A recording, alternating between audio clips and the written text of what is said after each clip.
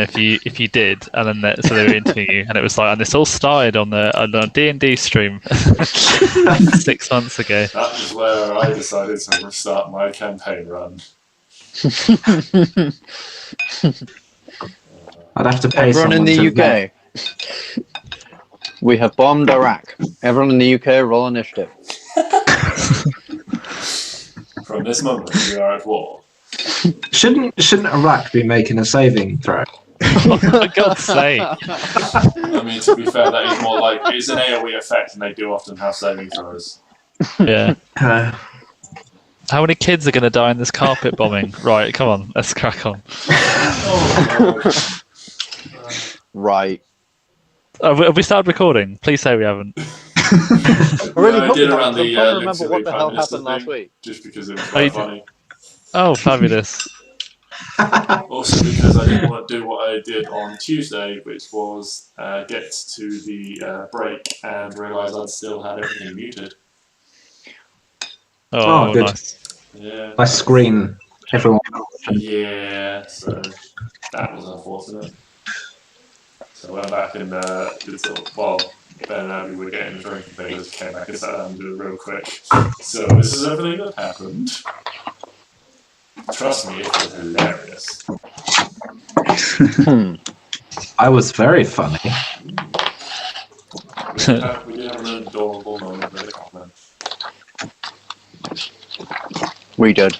Oh, It was fantastic. good for you. We'll Alright. stay tuned and find out what happened, but you can't. No. Not possible.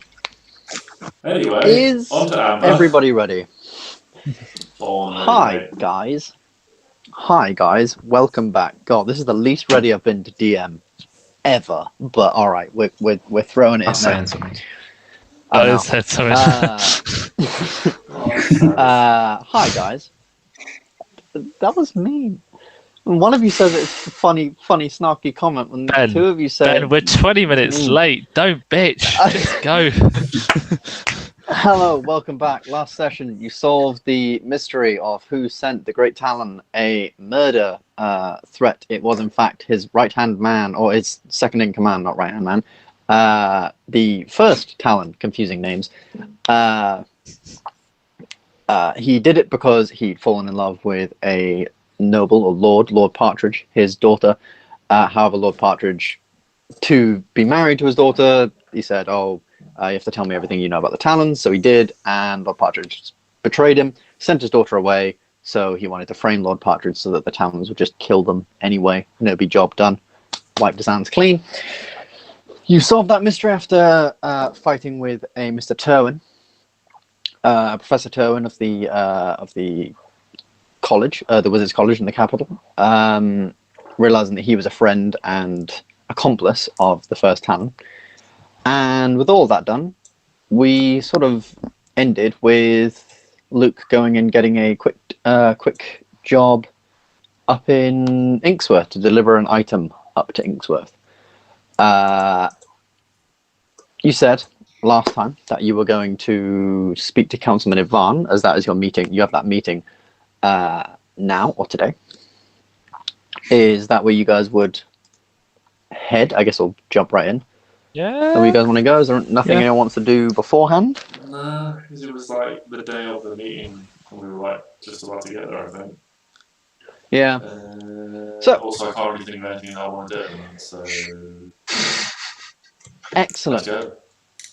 I love the enthusiasm. We're in the capital. Can't think of anything else. Let's just go and beat this bloody councilman. For some reason, I can't see the capital. But whatever. Have you put us on a different page to the one you're viewing? Because we can see the capital. Ah, I can now see the capital. It just took forever to load. All right. So, you head up to the castle gates in the middle of the capital, and the guards recognize you. They recognize that you have a meeting, and the main one that you spoke to before, these huge guys clad in this quite heavy plate armor and these massive shields, just like direct you right in. They're sort of like, oh yeah, Councilman Ivan's actually waiting for you in the courtyard. Just head on in. And you're sort of directed inside. Cleric, the sort of helper dude, the high elf sort of helper guy, walks you on through to the courtyard, where in the courtyard you can see a dwarf shouting at a load of units, about 5, somewhere between 5 and 10 guards, just shouting at them as they are performing sort of certain drills. They're dressed in very, very, very ornately fancy armor. These sort of like robes, almost if you sort of think like Knights Templar sort of thing, with these like quite fancy robes, the sigil of amber on them, very, very ornate breastplates and helmets and shoulder sort of pauldrons and everything. And shouting at them is this dwarf. He wears the same or similar robes to that of Councilman Hamish, the Councilman of Arts and Culture that you met a few days prior. This sort of white, almost toga-like thing with the red and gold sash traveling across. But he also has this large sort of pauldron. It's clearly dwarven in make. It has this like large, almost dwarven, very angular face, sort of shaped into it. And on his side, he has a greatsword, a massive greatsword that you, looking at him, you think, for his size, he's fairly short for a dwarf. For his size, he should not be able to hold. But as soon as you look at his arms, you realize how he can hold it. This guy is broad as anything. He's built like an ox, and clearly a guy who's seen at least a little bit of battle in his life. He's got a couple of scars and scrapes. Is he longer shoulder to shoulder than he is head to foot? Not quite, but he definitely does look very square. It's quite daunting. He sort of looks like tall for a halfling, but short for a dwarf. But absolutely not. As we walk in, can Gylndan just say one absolute unit?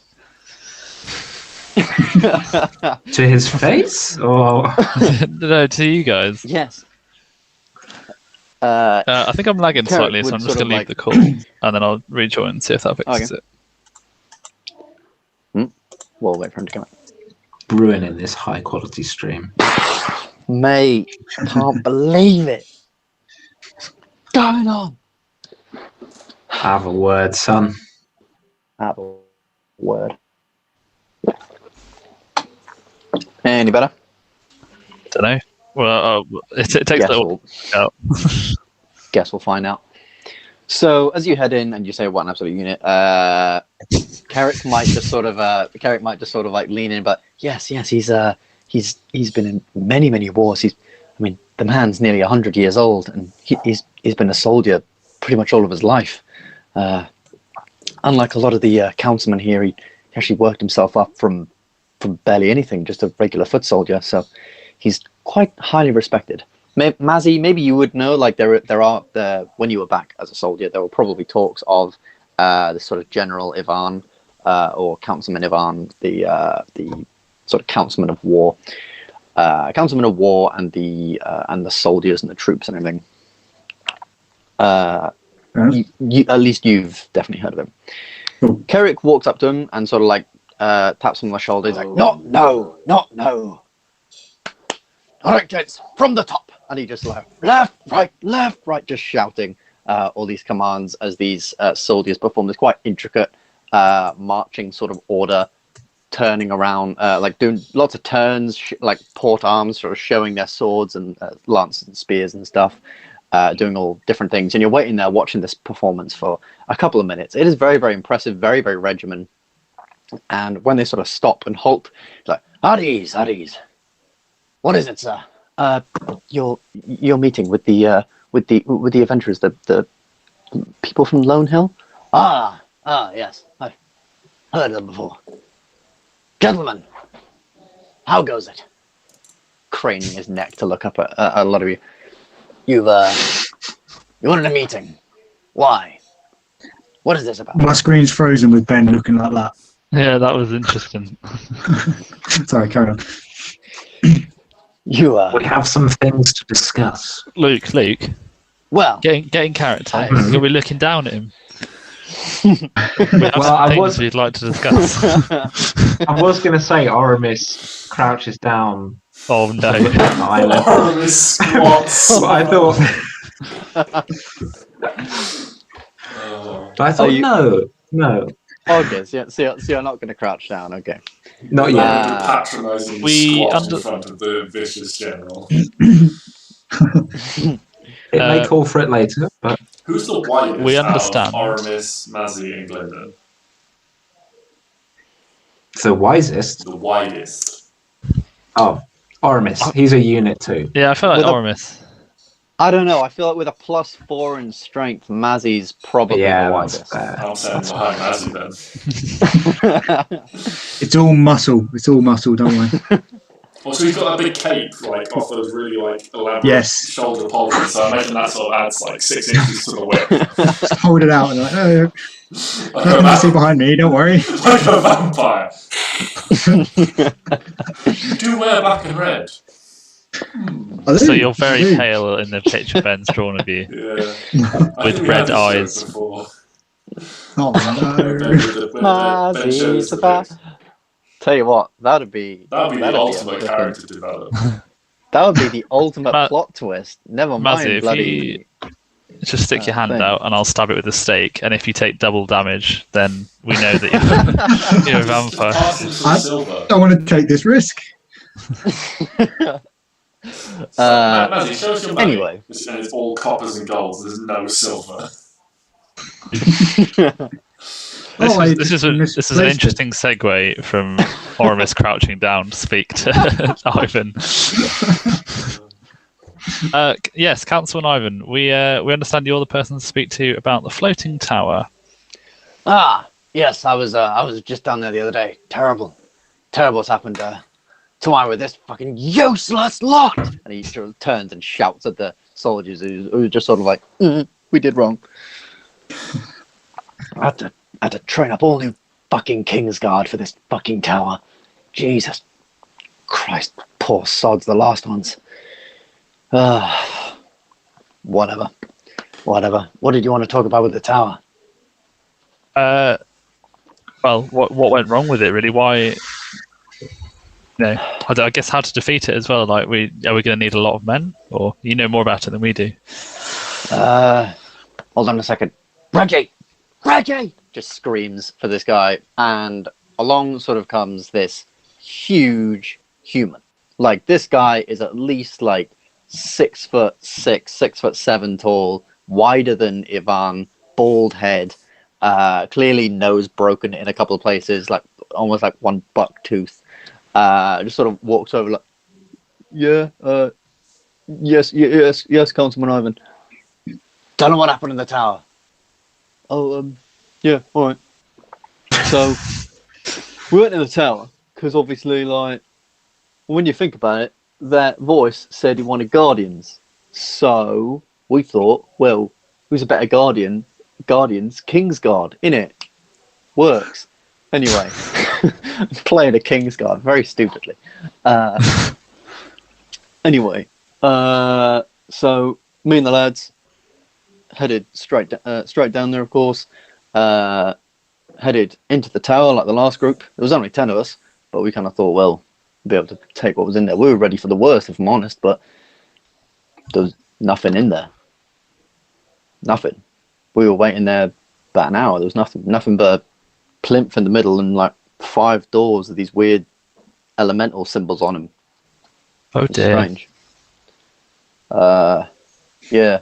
And then a voice.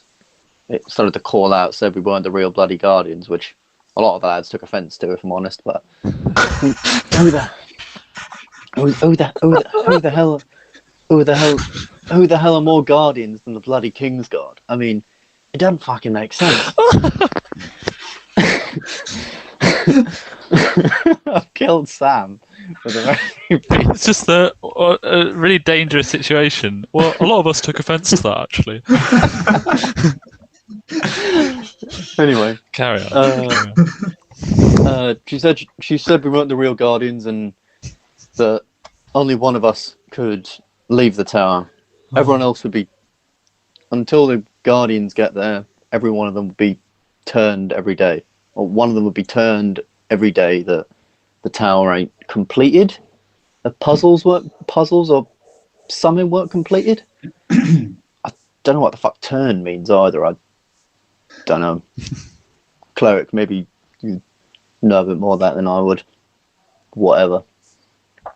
Anyway, that's what happened in the tower. In a puff of smoke, poof, I was down on the bottom, got on my horse, travelled over here, didn't I? His voice has changed. This is not good. Councilman Ivan just sort of looked and sort of like thinged his knee, or like wherever he would sort of come with like pats and like, "Aye, good Reggie. Now fuck off, would you? Unless anyone has any questions." Not for Reggie, no. Not that I think he's capable of answering. Fair enough. He's for all the people she could have bloody sent back. She had to send back bloody Reggie. Go on, Reggie. Sorry, Councilman. Sort of like turns in a very, very pristine sort of marching order and marches off. Is that the information you needed? Is that the information you needed? I mean, yeah. We'll level with you, Councilman Ivan. I think we're looking at dealing with this tower, and you. I don't know. What? I mean, we've seen a lot of mercenary bands come and go at the camp over there, but I don't know if said that they could deal with it. Someone just offered help. Councilman. Yes. We're not a mercenary band. We are, in fact, a group of heroes. You may have seen the play Heroes of Lone Hill, Oramis and the Boys. Maybe you haven't seen it yet. It's quite new, but we're no ordinary group. Haven't heard of it. Don't watch plays myself. Bit, too preoccupied, with the war and a massive tower spawning demons outside of it, and all of that stuff. I'm sorry if I don't have time to watch a bloody play. Well, let me put this in simple terms for you, my friend. Demons are our speciality. Demons are you? Oh. We've never fought any fucking demons. Are you joking? We killed one. I fell out of the ceiling fighting one. Oh yeah, that's true actually. The stone glow. That's true. Demon. I mean, to be fair, when Anakin and Obi-Wan said that to Palpatine, they'd never fought a Sith Lord before either, but that's fine. Haven't they fought and lost to Dooku already? But he wasn't the Sith Lord, was he? And technically he's the apprentice when you lose. And yeah. I mean, that's a very good point. At that point. It's more again, a Sith Lord. The apprentice. Yeah. Yeah, he's still a Sith Lord, though, isn't he? I mean, there's always two, so... Back on track. Demons. So you've totally undermined what you've just said, then. Demons are our speciality, but they're definitely not. So, Councilman Ivan. Yeah. So you could get into the tower without any... So there weren't any hindrances towards getting in the tower. You just walked in. Yeah, we shot up a rope ladder and then climbed it. Managed to get in, but when they got in, when the Kingsguard got locked in, they were locked in. The voice said only the Guardians could enter from now on. Okay. I am a divination wizard. I had a vision some time ago of us fighting an enormous force that came from that tower. How do you know it came from the tower? Because it was all around the tower. I was on the tower. He's a divination wizard. You weren't on the tower. The tower was nowhere to be seen in that vision. Oh, I thought I was on the tower. That's what I fired my stuff off of. No, some divination wizard. You were on a castle. I was in a random castle. Allow me to retcon that, please, Councilman Ivan. Sorry, my memory's not what it used to be at the tender age of 29 or whatever it is. Of my tank of sobriety. Yeah, so I think this, but they looked like the creatures that we've already seen summoned from this tower. So interesting. And I believe your army is currently tied up north, isn't it? Yes. Well, the war in the north is going... Well, we're at a bit of a stalemate, if I'm going to be bloody honest with you. That bloody... What is it they said? What is it they called it? Bloody grunch? Some shit? Whatever. Their fucking false god is causing all the bloody problems in the world, and they've taken over Northgard. Got our people as bloody slaves in Northgard as well to continue working the mines and make their weapons and fortify the bloody place up to the nines. Just sort of Tragedy. my head around that and go, if you were going to end this war tomorrow, how do you think you would achieve that? Sort of duck there. Okay, jump behind Mazzy again. He looks at you as you. Basically, He looks at you. Yeah, I'm also going to peek around, so like the side of him that's like only like the nice side of my face is going to be visible. Sort of like not like fully like face on, but like sort of half the face and like. If you were going to end this war really quickly, how would you do that?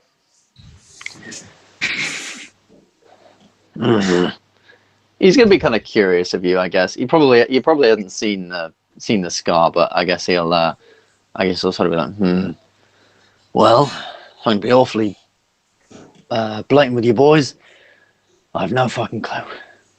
Unfortunately, there's not some head general, because their head general's some weird god in hell, as far as we're concerned.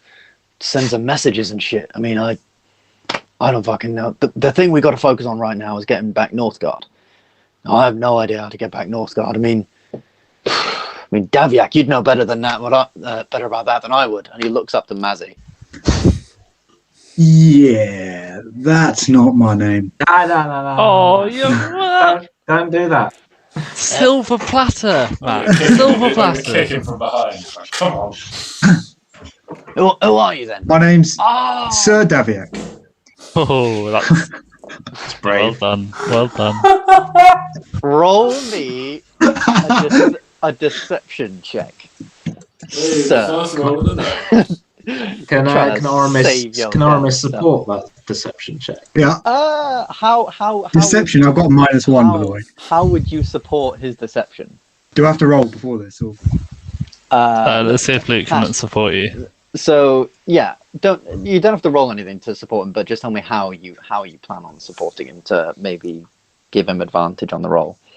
I'd just be gassing him up, and I'd be like, look, you may not have heard, but he is now Sir Daviak. Like, it's quite a recent thing. Very well deserved, as I'm sure you know from his military history. But it only happened a couple of days ago, so maybe you just didn't hear about it yet. You haven't heard about the plays, so it wouldn't surprise me. All right, roll with advantage, Matt. I might regret this, but roll with advantage. Bullshitting his way through that lightning fast speed. I love it. Hey! Oh, was not necessary. Hasn't come through.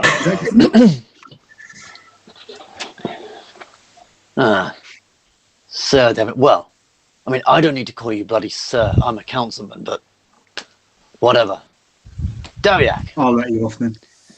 if you were to win the war tomorrow, how would you do it? I mean, why are you even down here? You're meant to be leading the troops up there. I mean, Vacation. I'm guessing you come down to talk. I'm guessing you come down to talk to me. I mean, actually, makes sense. Duh. I'm under special orders. Councilman are half cut the entire time, Ben.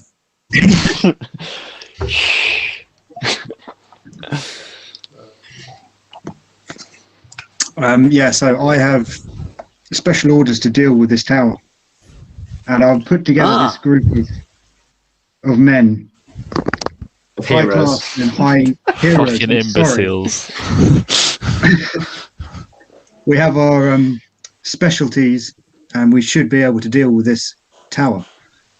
So we're trying to find out as much information as we can before we then head towards our challenge. Well then, there's a couple of things you might need to bloody know. Firstly, that dimwit Reggie forgot to mention the weird symbols are elemental symbols. As far as his He did reports, mention them. as far as his reports mention, there's one of fire, one of poison, one of some weird bubbling water. I'm going to assume acid, but God knows. One of frost, one of thunder.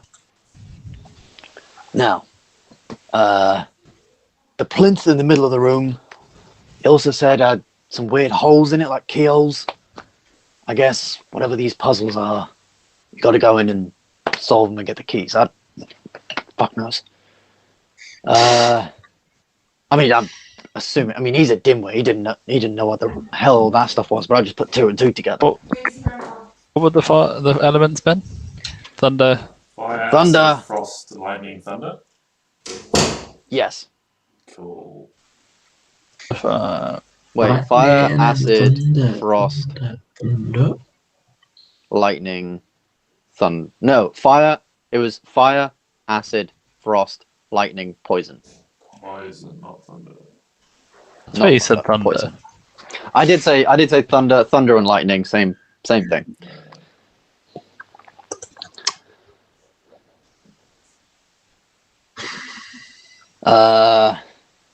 That's pretty much all the information we have. I mean, he said that there was no. I don't know why. Why the hell would whoever it is that controls this tower, whatever wizard's at the top of that bloody thing? I mean, why would they attack the first group? Guess maybe insulted. Maybe there's something she can gain from turning these men. I don't bloody know. Either way, Daviak, if you think this group of men can sort out the tower, I'll put my faith in you. All resources that we have spare, obviously, given the conditions, are yours to use. I guess. I'll entrust Thank you very much for the offer. Daviak, didn't you also have something that you wanted to ask about? You know, the way we end the war in the north. I'm pretty sure you already did. Pretty sure you already did, and I'm also pretty sure there is no easy, quick fix to ending a war. I mean, but there's no quick fix, but it would help us a lot if we took back Northgard.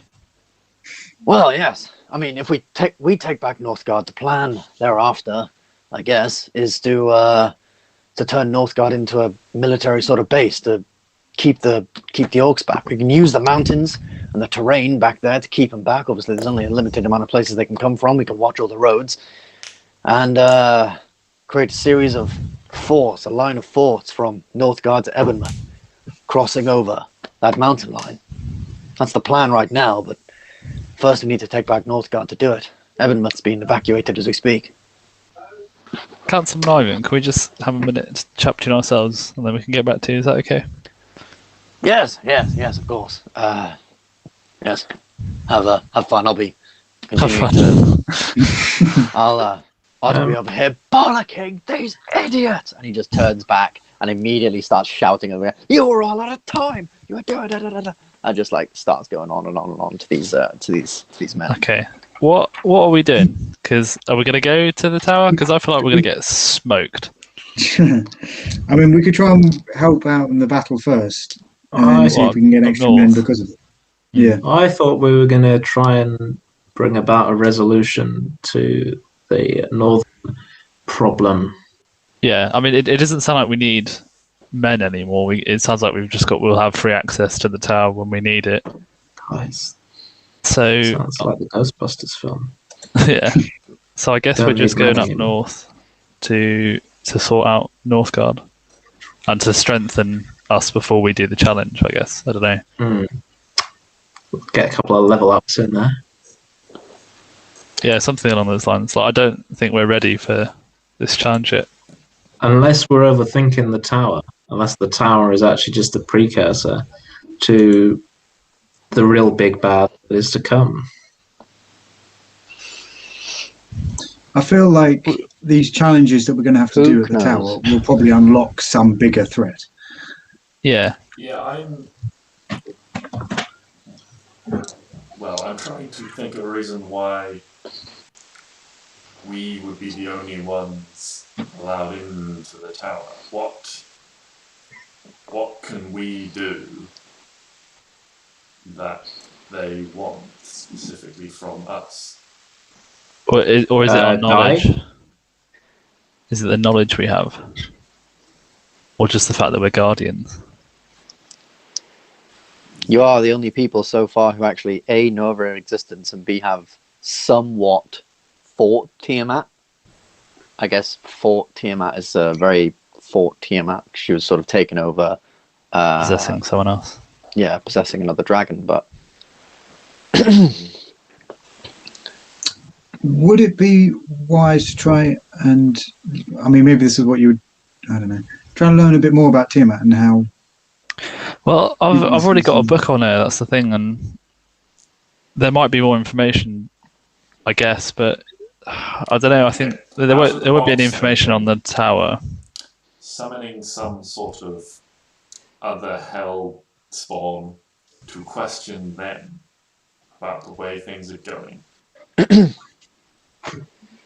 Well, so the other hellspawn we know of is the goblin god, Grunch. And the goblins are communicating, or the orcs are communicating with him. That's a good point. If we could find a way to kill Grunch, the orcs would no longer be, quote unquote, receiving orders. Although he is a god. I remember you said you were going to go to Inksworth for Luke's job. Yeah. Potentially. I can't think of a story reason for us to go north. The only reason I can think is that we should probably need to level up before we do the tower, I think. But I guess the story reason could just be we free Northgard. But well, yeah, I think it's struggling to see what we gain by walking into what is quite evidently a trap. What, in the tower? Yeah. Yeah, I don't know. We just don't know enough about it. It's all on her terms. That's the thing. Yeah.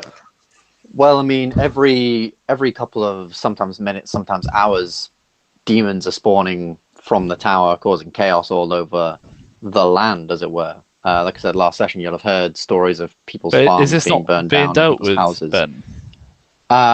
Sort of, yeah. You would know that. Obviously, it's being dealt with to some capacity, but obviously, a lot of soldiers and stuff have headed up to the north, so they're not necessarily able to deal with the soldiers down south. Are definitely fairly strained. Okay, so if we deal with the tower, so that would be why you're right. Or if we free up the people in Northgard, then they can come and help out with the tower stuff. Because you keep saying the tower's empty, Ben, it just sounds like the people are camped around it and there's not anything coming out of it. The inside of the tower is empty. So what I meant was, so the tower's here. When things spawn from the tower, they spawn on the outside, just like in like a puff of smoke. They just spawn from the outside, and they're just like spawned from hell. They don't necessarily come from inside the tower. So in my head, they were all like coming out from the top. Right? No, yeah, I can see why. No, I can see why. Yeah, no, I can see why. Empty, so to speak, would have been like, well, the first floor was empty, and then from there. Yeah, so the guy who you found when Councilman Hamish was talking to you, he said that it seemed to be just one massive room. One massive middle room, and then a lot of smaller rooms with the smaller rooms, which you now know to be these rooms with all the elemental symbols on them. You could see all the way up to pretty much the top.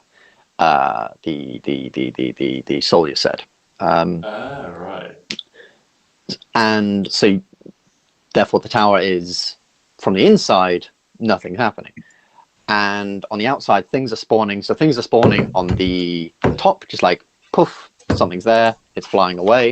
And on the bottom, that's why there is a regiment. Like I said, there is a regiment of troops sort of surrounding it, trying to take down anything that spawns at the bottom before it can get away. But there are obviously holes in this, and some have sort of escaped. So there's a benefit to ending the conflict up north to come and help with the conflict that's going down south. And the tower is an issue that we need to go and solve because it is actually actively spawning stuff that's killing people. Yes. Okay. Yes. Right. That makes more sense. Yes. So obviously, yeah, the war up north is just sort of happening. You can engage with that if you want to. You can engage with that to help you guys maybe with the tower. Although, like you said, obviously, you know, if only you guys can go inside, might not be much reason other than just helping out the general community with taking down what demons are left. Because obviously, you don't know if you destroy the tower whether these things will stay or whether they won't. Who knows? So yeah, that's kind of where you're sort of at the minute, I guess. I feel like Northgard is the next step, but if people feel differently, say. Yeah, it seems like if we can go to if we can free Northgard, that will release a bunch of troops to potentially come down south and help contain this tower issue. Because once we complete the trials, we don't know what that's going to do. If that's going to spawn a whole load of stuff. Yeah. Okay, I think we go to Also- Northgard then. Go on. No. I was just going to agree. So we should go to Northgard, I think. We got to do your job on the way as well. We don't know what's going to happen, and so it feels like having as much military backup as possible is the way to go. Yeah. All right. Are you still going to do your Inksworth job first? Are you still going to sort of travel up there and then back, or are you just heading straight up? We got the boat, so we could just sail straight along there. Yeah, can you see the back of the map there? Yes, of course I can. Okay, so we're in the capital. Yeah, like Luke said, we can boat up, and then it makes sense to come back and boat up to Northgard, I think, rather than travel on land. Yeah, because Northgard's occupied, isn't it? Yeah, Northgard's occupied. It's sort of it's sort of like there. South of Northgard. You would sort of, I guess, dock and find out what the hell's going on. South, you can sort of come in there a little bit, get a bit closer, and then come from the south. Yeah. Yeah. To get to Inksworth via boat would be the better part of a day. You can maybe assume from, I guess, Oramis knowing your way around Ambyr. Maybe you've travelled there a little bit before, especially by a boat. It'll probably take the better part of a day to make it up there, but that's just travel, I guess. But obviously you'd be doing it by boat, so they're on a river. So what things there are, I guess you don't know. But is that the plan? Sounds like it, I think, yeah. Okay. All right. So, party heads to. She's staying in the. Yeah, she'll have to sit here, I think. Yeah, I thought about this last time when we were talking about going up north. Yeah, you can just put in like a lump sum of, say, like 10 gold, and they will like watch her overnight and take care of her for like however long you really need to be in the capital. And you can like send word to them as well. You could potentially send word to them to ask to someone to sort of take her to a location. Obviously, it might take a little while for her to go to a location or whatever, so you could come down and get her or whatever you wanted to do. But it would be a sort of lump sum of around 10 gold to sort of just leave Jakara there and have them take care of her, feed her, all that stuff. So I guess on that note, the boys head to Inksworth. So we'd say to Councilman Ivan before we leave, just like, we're gonna go and help free Northgard, and we'll come back and help you with the tower. All right. Don't take too long. So the longer we wait, the more shit that tower fucking spawns out of its top or bottom as well. Although the bottom's mostly handled, but yeah, whatever. Good luck, gentlemen. Good luck. Cheers, Ivan. And he sort of goes back again, rallying the troops again to sort of redo the things they've been doing, shouting, talking to them, that sort of thing. So, I'm guessing you guys go to the docks and make your way to Inksworth. Like I said, it'd be the better part of a day, and today is, well, right now, it's around lunchtime. So you would be getting there past nightfall if you wanted to spend another night in the capital and head there in the morning, or do whatever. Hit the road almost immediately. Yeah. Time is of the essence. Time is indeed of the essence. All right. So, anything they want to do before we leave. How much gold was it, Ben? 10. 10. I'll do it now because I'm assuming on the way back we'd just sail straight out past capital. Yeah. I know it's still relatively early, but do you mind if we just take a quick break there then? Yeah. That's okay. I don't mind. Yeah. Sure. Awesome. Right. Awesome. I'll be back in a second. Mhm.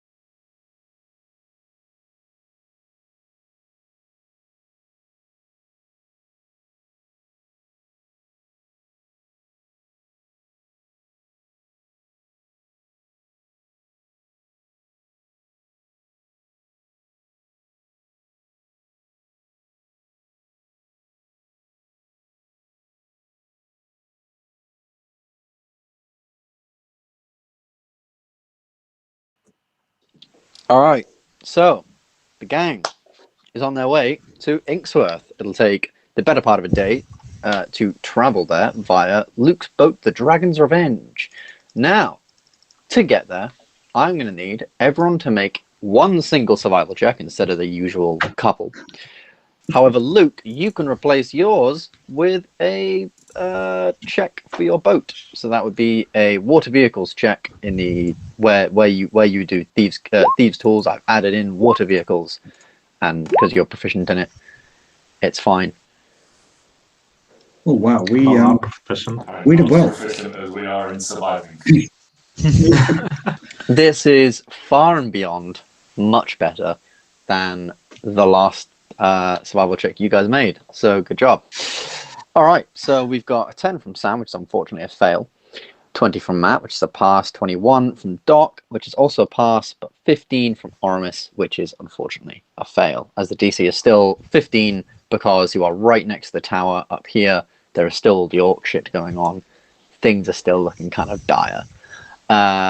Also, it's not like you're out in the open water. You're on a river. There is stuff either side that could still potentially happen, but 2 out of 4 fails. Not bad. So, you set off in the sort of early part of the afternoon.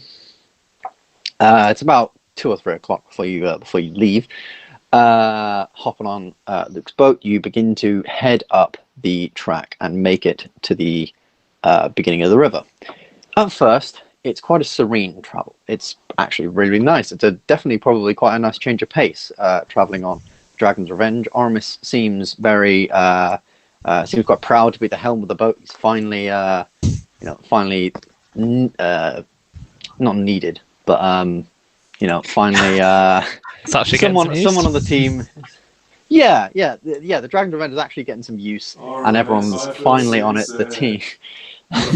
The team is finally on it. You can always swim if you want, JJ. Where do we Use one of your healing spells. Not in this armor, child. Oh, we'll take your armor. You can just go swimming.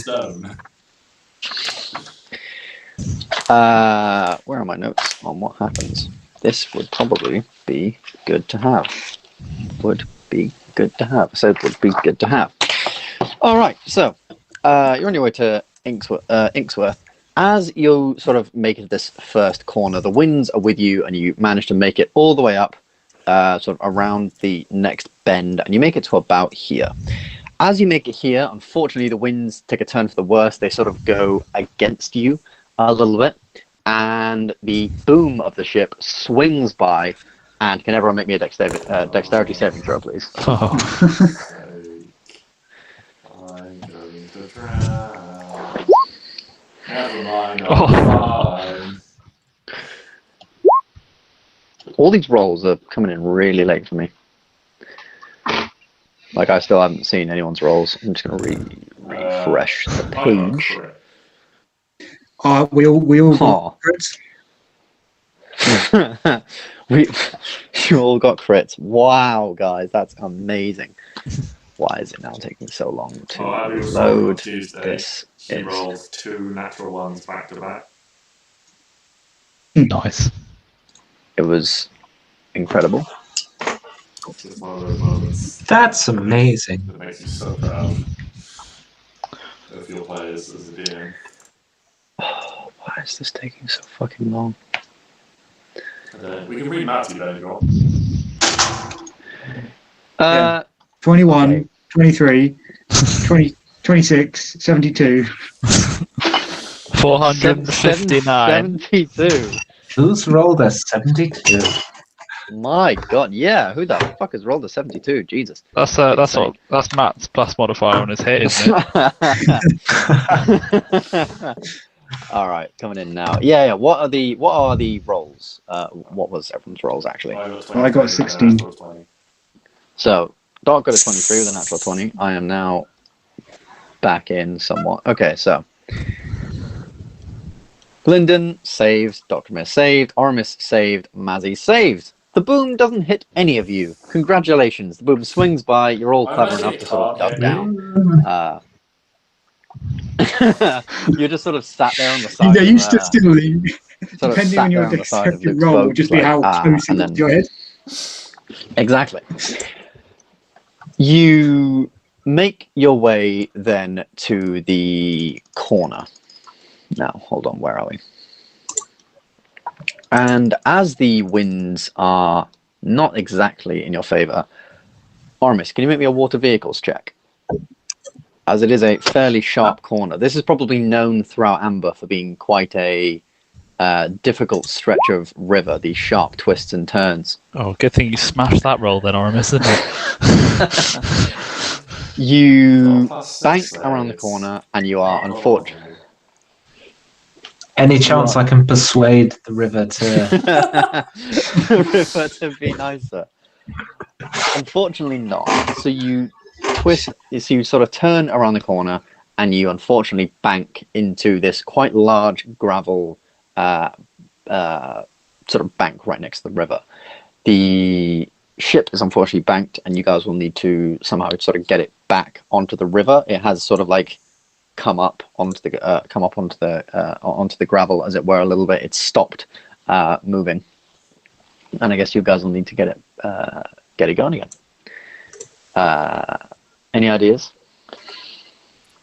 Can we get out and push? I mean, it's like, Yeah. how deep Yeah. is it? I mean, that's. I mean, yeah. That's. wedged on. It is wedged. It is run aground.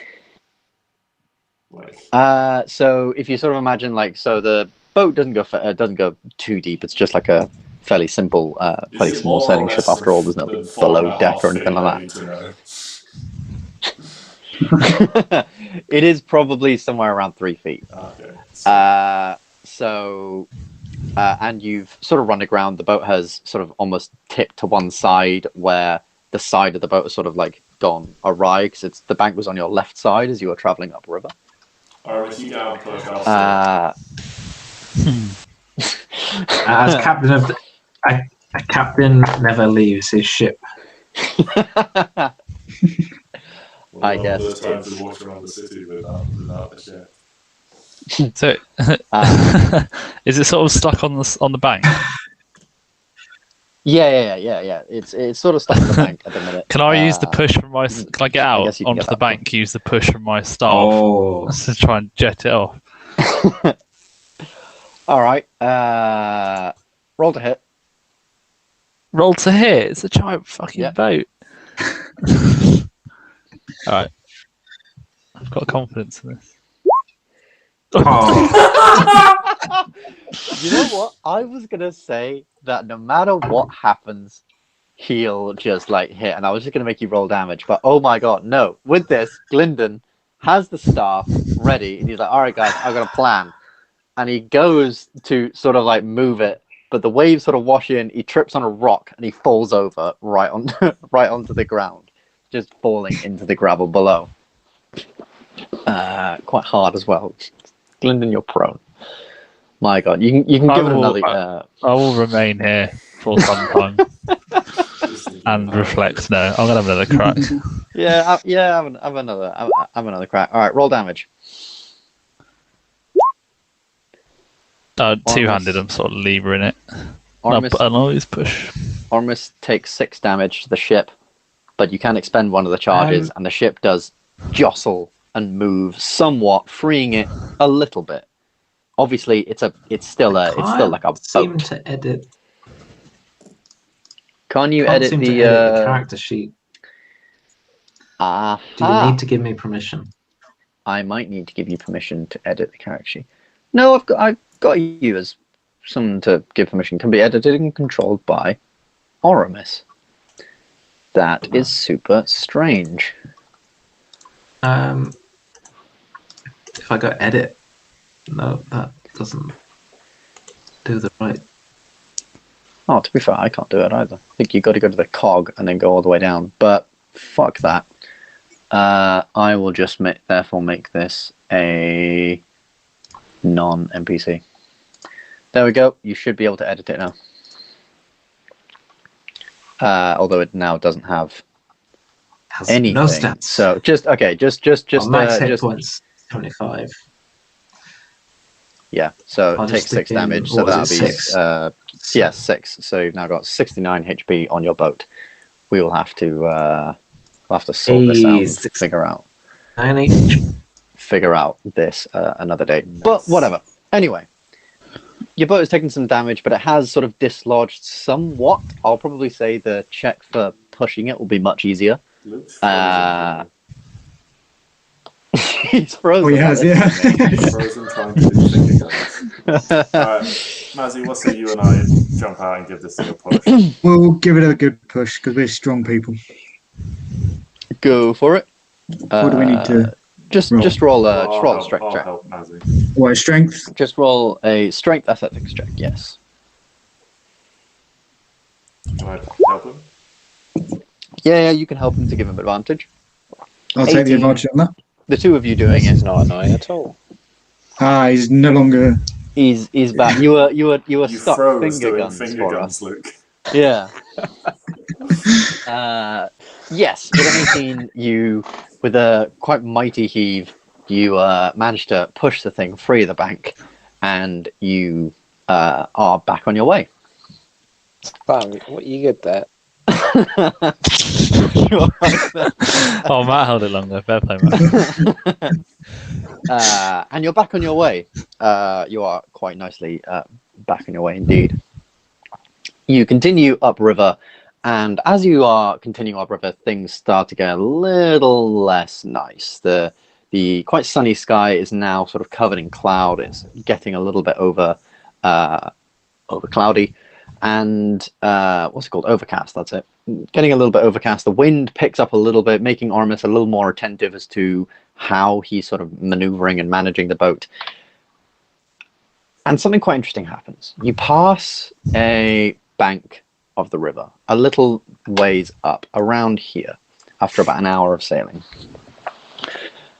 Upon this bank is a boat, abandoned and wrecked. It has been absolutely decimated by something. You're not quite sure what. In the boat, as far as you can see, there is a man hanging out the side, a dagger limply lying in his hand. Anyone can make an investigation or perception to try and gauge more if they want to. Otherwise, you can continue on. Oh, Give Gylndan me with all with of the the details. Gylndan, you can probably say you're sort of sat on the side of the boat where this is sort of coming off from, so you can now see. What quite are the clearly. length of his fingernails? You can see very, very clearly what's happened. You can see that the man is clearly dead. On the end of his dagger is a green blood. You're not quite sure what. And looking at the ship and looking at the wounds of the man is quite interesting. The man has been killed by something, a puncture wound, a piercing sort of wound from something, but it's not like arrows, and it's way too small to be any sort of blade, like a dagger, unless it was like a very, very thin sort of dagger. And the ship has been destroyed in part, but clearly not by any kind of spell. It's not by anything like fireball or anything like that. The way the wood has been chipped and destroyed almost seems like from some kind of explosion, but not like from effects that you would know. This is something quite hard, sort of slamming into the side of it. And all of a sudden, some of this is revealed as you sort of pass around the other side, and you can now see just behind the small body of a dead goblin. There are a few other sort of bodies laid around as you sort of pass it. A couple of other bodies of fishermen.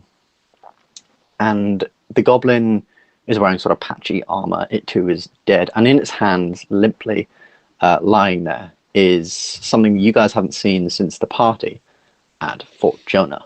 A pistol lying sort of lying there along the sands. Somehow a goblin has gotten hold of some of the armaments, but a pistol, from what you can see of it, clearly wouldn't do this much damage to the ship. This is like the hull has been completely sort of cracked open. The mast is almost split in half. So there's clearly something larger, maybe like the blunderbuss that you saw at Fort Jonah, if these things are using guns or whatnot, has broken down the side of the ship. Lord knows what. But it probably definitely makes you a little bit more aware and a little bit more on your guard as to what's sort of out here and what's going on, and maybe sort of. So does the boat? Does it have any like scorch marks or anything like that? Yeah. So it would could be have a couple of something scorch like- marks around the sort of edges of where Remind it's me about been these, blasted. pistols again. Do they use gunpowder? They use a gunpowder mechanism, basically like a revolver. Okay, so it could have been a store of gunpowder that went up. Could have been. Potentially. Actually, I'd say with a 24 investigation, Gylndan can probably tell you that a lot of this damage seems from the outside. A lot of the wood sort of been blasted inwards as if some external force. And the ship is about the size of Oramis as well. You know, it's traveling along a river. It's not going to be very big. So clearly, you know, something has clearly hit the side of it, something quite powerful, and destroyed the side. Whatever it is, it probably isn't very good. You travel a little more upriver, and now it's getting to about sundown. It's kind of beautiful from where you guys are at. The sun sort of reflects just off the water as you travel upriver. The winds have slowed, meaning that in turn you guys have slowed a little bit going further up. But eventually you come to around this corner here, just sort of turning around it, nearing to this pass. As you come along here, you see another boat traveling in the opposite direction. In this boat are people, lots of people. The boat is about the same size as yours. It doesn't have the under deck, and instead of a sort of mast like yours does, it is a group of soldiers rowing the boat. But inside the boat aren't necessarily all soldiers. There are women, children, and men, all wounded, all hurt in some way. A lot of them, probably all of them, look absolutely petrified of whatever's gone wrong.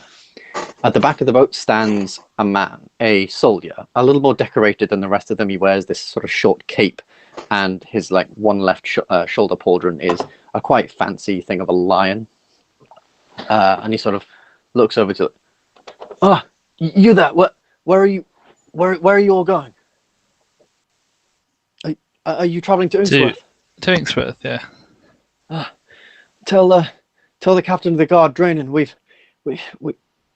Captain Drainan, tell him we've had to abandon the eastern farmlands. I've evacuated the people.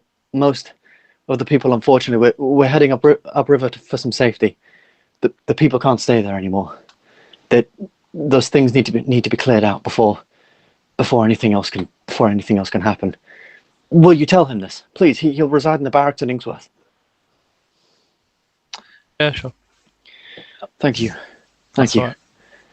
And he sort of slinks back down into the ship a little bit. You can see he has quite a large, like heavy crossbow on his sort of side, and he's looking out either side of the ship to try and look for things. As men who also look quite tired, bruised, and hurt are rowing the boat down the river.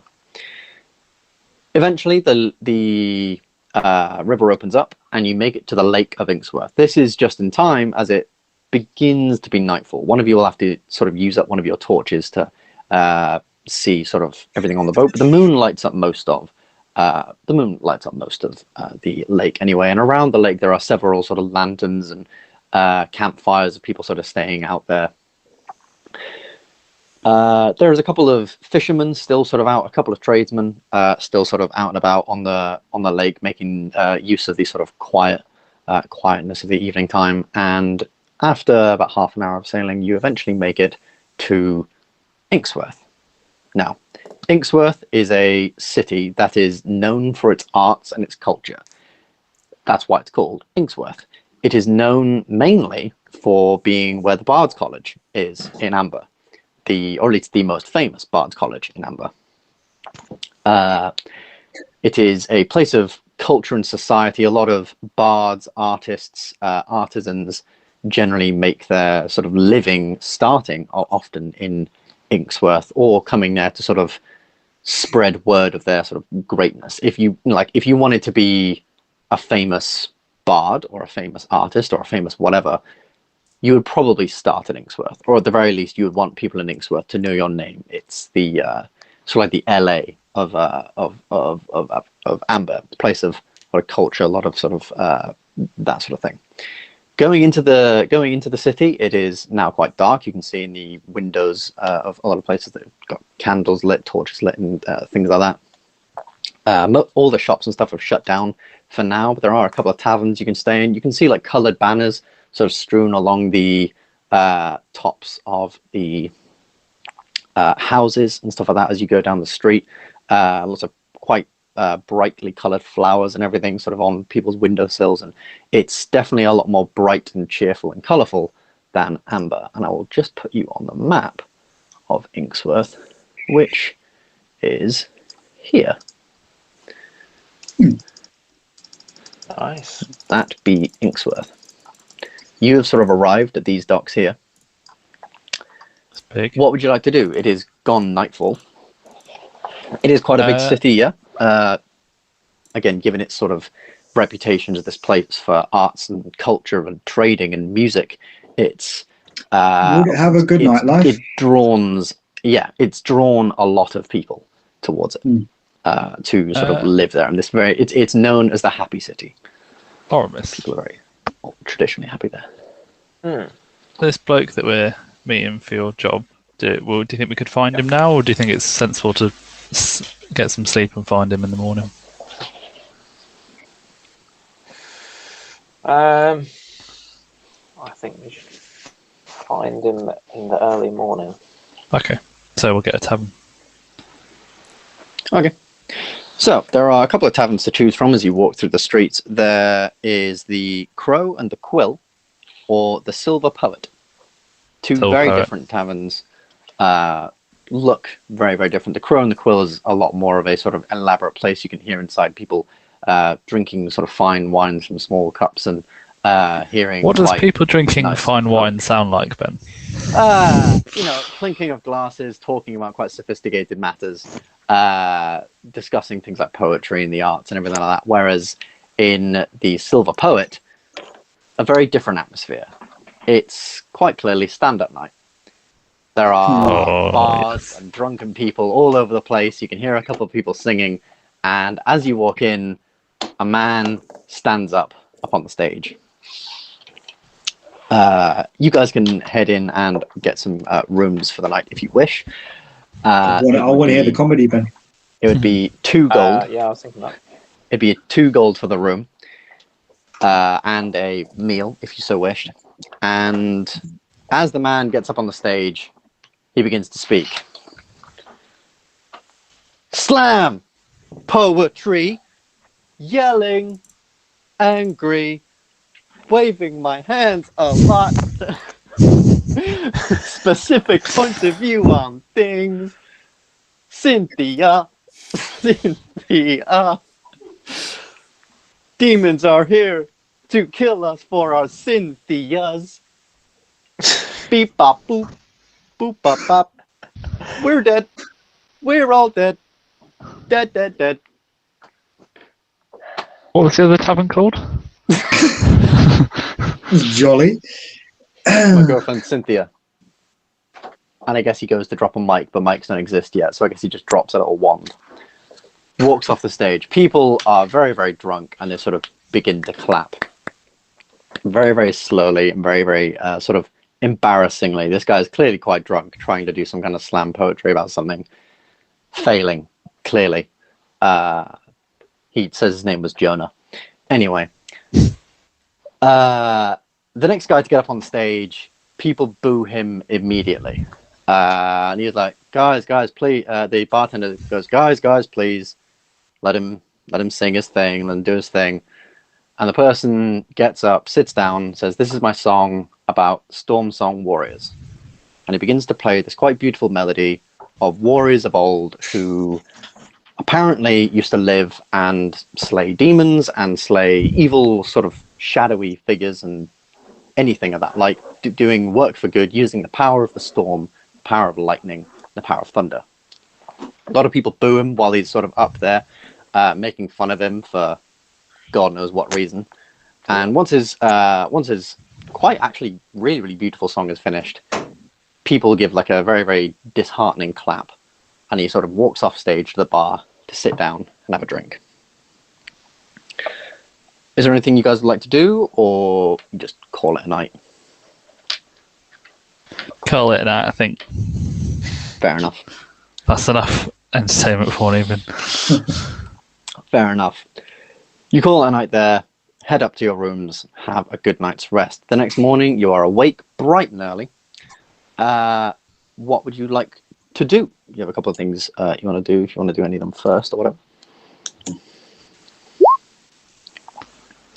Should we just head straight to Elm Market? Yeah. Heading to the market, that's sort of like this sort of region here, this sort of market street down here. There are a lot of quite... it's a weekday, so people are out there sort of at their stalls doing sort of stuff. You can hear a couple of people practicing music and a couple of a lot of sort of bards on the street doing like playing some songs, asking for money, that kind of thing. Obviously, a lot of competition in a city of poets and musicians and all that kind of thing. And you were looking for a man named Jonathan White. So if you give me a quick little investigation. If the guys over there with you, you can do it with advantage, because I guess all of you would be sort of looking around for some someone of that name. Go on, Luke. What did you say? Investigation? Yeah. Yeah. As you're sort of walking around, you would see just like a small sign of Jonathan White's veggies and foodstuffs, and he Jits. is he's a man who's sort of quite grumpy. He wears this sort of like white vest. He's quite a fairly old kind of man with this bushy sort of greying beard and quite scraggly hair. He's sat at a stool sort of by his thing. You can see there's like a whole cart of veg and food and all sorts of bits just sort of out front. He's sort of hello. What can I do for you? Are you Jonathan White? I am. Yeah. I have a package for you. Special delivery. What type of package are you offering? What delivery might this? Special package. Do you happen to be from the capital, the market? That I am, yes, from the capital. Market. Perfect. Hand her over. I want to see my payment before I hand this over. Yes, of course. And from his bag, he pulls out, from like the bottom of his stall, he pulls out sort of looks about 50 gold, places it on the table, pushes it over. There you are. Can I, the package, please? Pass it over to him. Grab the gold. Or do you? As you reach for the package, but it's no longer there. Hey. What's going on? You can make me a perception check to try and just a general sort of perception check. But unfortunately, this is really awkward. The package. The package isn't there, Luke. What have you done with it? Oramis. Who's nabbed my package? Anyone nabbed his package? Has anyone I'd have to go on oath and say I didn't. Listen, Mazzy, I know I stole your gems before, but this is no time to be trying to get scores back, okay? That's gone.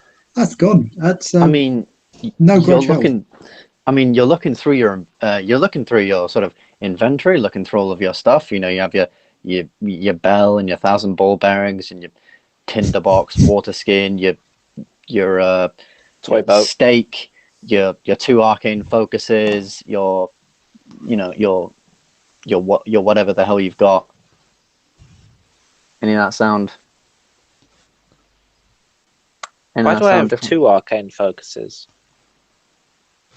It's a good question. Why do you have 2 arcane focuses? You pick them up and you realize, yeah, you have 2 arcane focuses. Did the package turn into an arcane focus? Both of them look exactly the same. Do you know what was? Gylndan, do you know what the package was? Do you know what this is going on?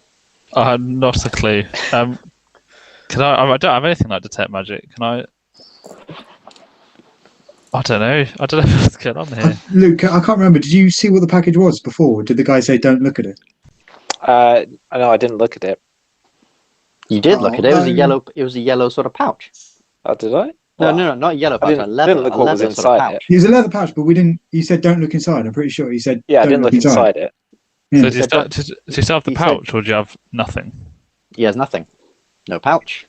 No anything. Just all of his stuff and apparently an extra arcane focus. What the hell? I think the arcane focus, you just didn't sell that. That's right off the table. I don't see the angle here unless there's a third party that's involved, because like We haven't. you haven't paid anything for this package, so you're not losing anything by not having it. The only thing we're doing is pissing off this guy. What does the guy I mean, do when he it's- doesn't get his package? Unless it's my boy Dolus. Well, he's just stood there like staring, like, come on, and hand it over. You can look at your gems later. Just hand it. Hand it over. So Oramis got an arcane focus on those, right? Yes. Yeah. And so then now he's got one. The second one looks exactly the same. Exactly the same.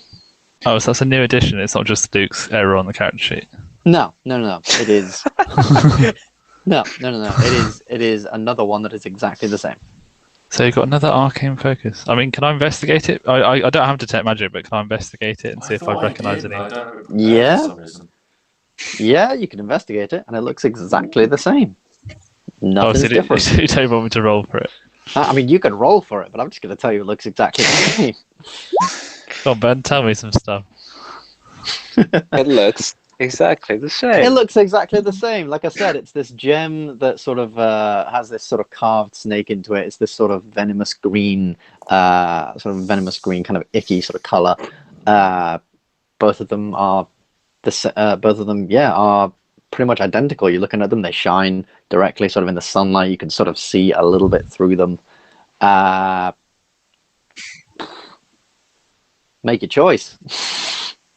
Well, I mean, obviously you can't accept payment because you haven't delivered anything. But I'm just curious, what have you done with this? Why not? What could possibly go wrong?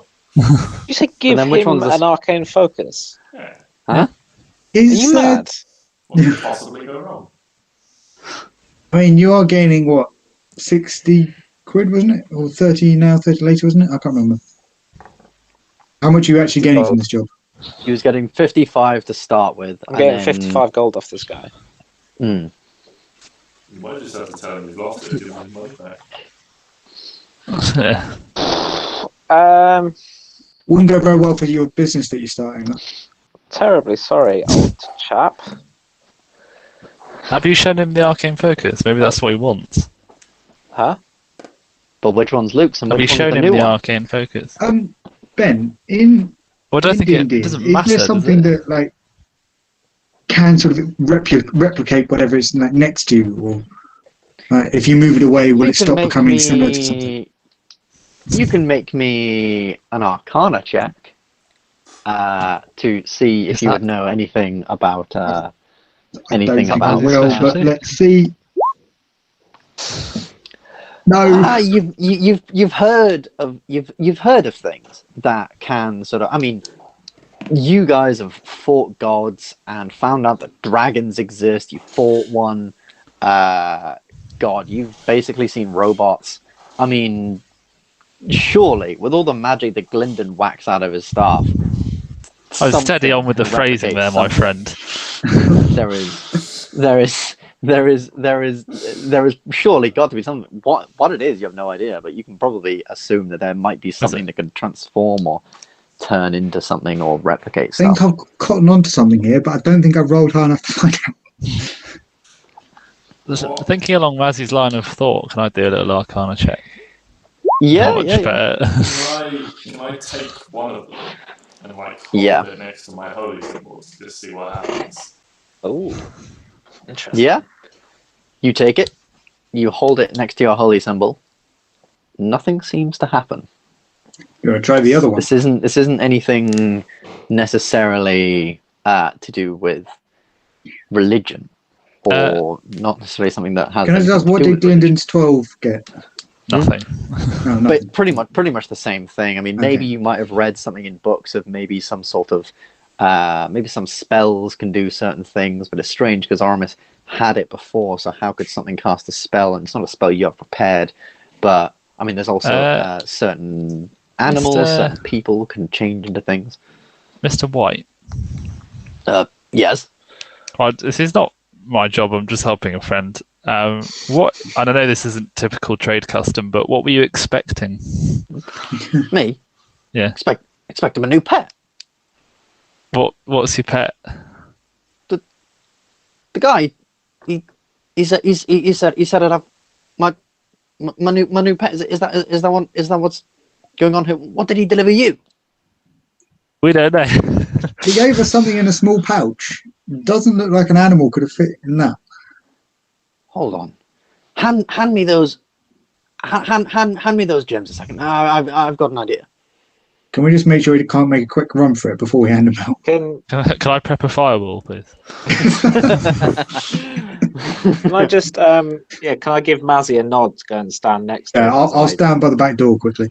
Okay. Okay. I'll hand them over. You hand them over, and he sort of looks at them for a minute. One of them got teeth. He looks at it. Oh, it's gonna bite on the face. A minute over. Slams them both down on the desk. Looks back up, and he can sort of see from one of them this trickle of blood Oh. that ebbs down his thing, and then Now he's killed it. yeah, it bites him. Well, I mean, he deserved that, to be fair. Thumb clean off. Oh. Thumb clean off. Thumb clean That's off. not a bite. That's a...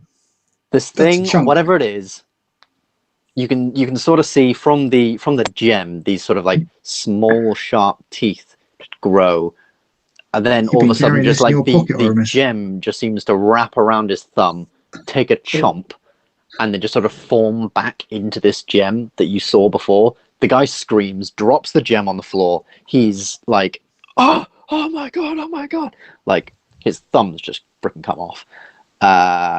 Can drop cure the wounds help here? Or...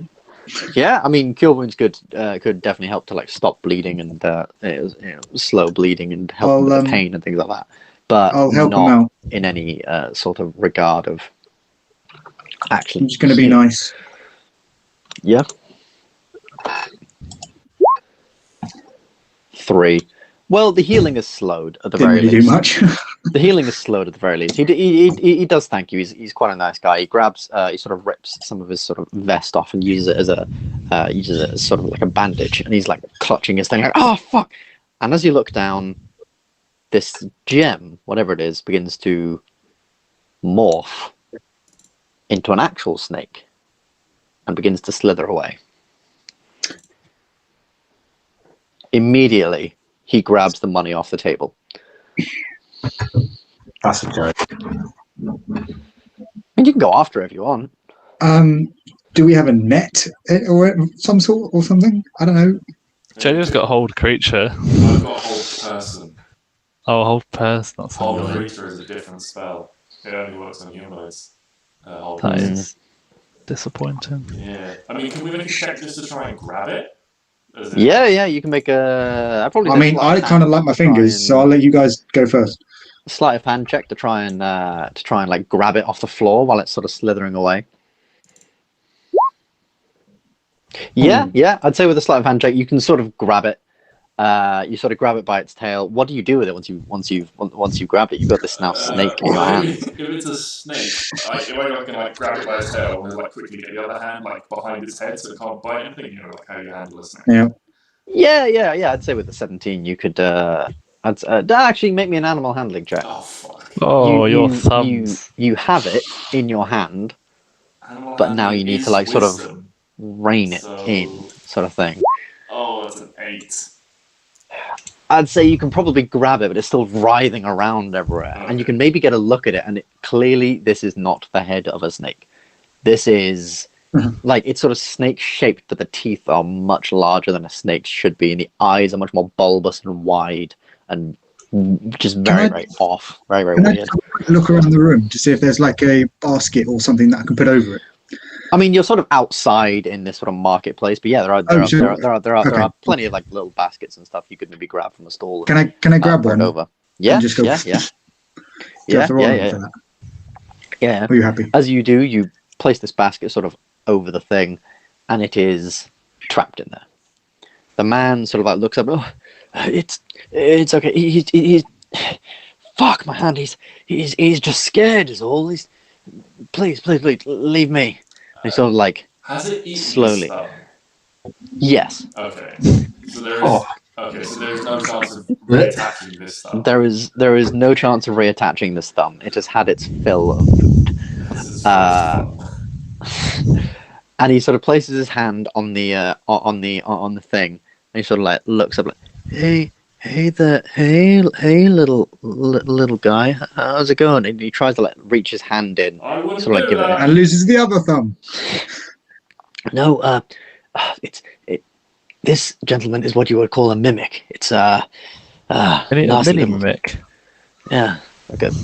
I mean, yes, clearly it's quite small.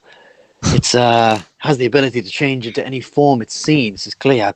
Quite some life if it can change into all this snakes and all sorts. And he sort of pulls it out. And as he pulls it out, it's just this sort of mini pink glob with eyes. Like right now, it like isn't anything. It's clearly earned some sort of respect from him. And he sort of pulls it out, places it on its hand, and you can see this little tail thinging out from this mouth, licking up some of the blood from the wounds in his hand. He's like, oh, there we are, little buddy. See, not so scary now, am I? Did you enjoy my thumb? Yes, you enjoyed my thumb, didn't you? Here's your money back. Thank you, gentlemen, so much. I really should be having this out. These are not exactly allowed as pets, as you can see. They're little pesky, a little dangerous. God, thank you very, very much. Thank you very, very much for this, gentlemen. This is, he's so cute. And he's sort of like being all adorable over this little mimic. Just sort of like, Hagrid. just sort of in this in its like base form of just this like squishy pink little thing. He's doing very well, given he's just lost his thumb. He should be in agony. I mean, yeah. I mean, obviously, I would suspect the cure wounds sort of helped him a little bit with the pain. But yeah, he still should. I mean, be with a 3, that's basically agony. just a painkiller. Yeah, it's like popping a paracetamol or something, isn't it? Yeah.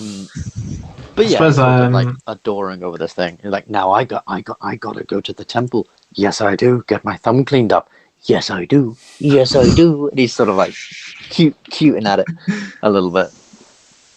I can't believe you've had this in your pocket.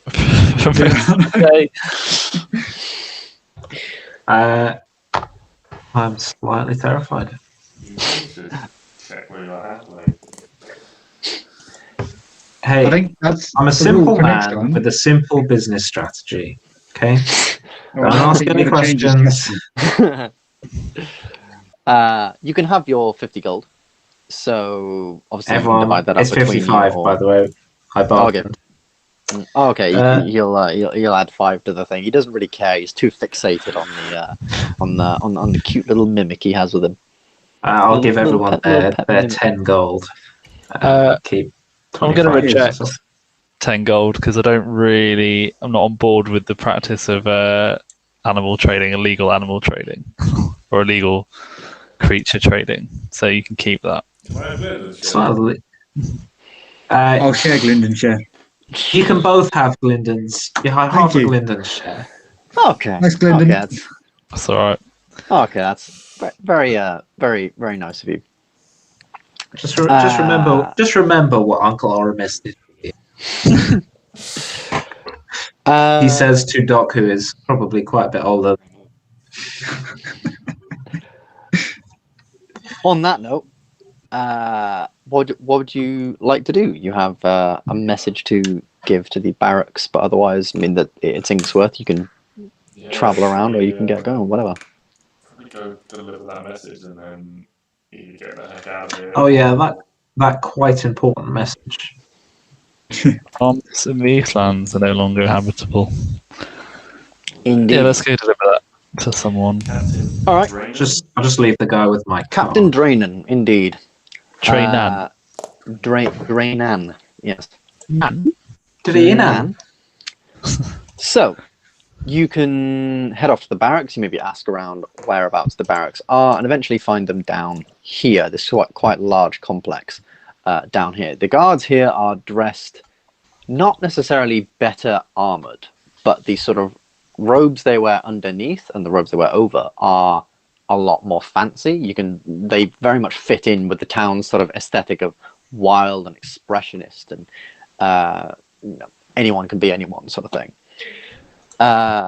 They sort of stand there quite proudly with their sort of pole arms ready, and they do, and they're like, one of them probably will ask, "What are you? Who exactly are you? What are you doing here?" Captain. Oh, okay.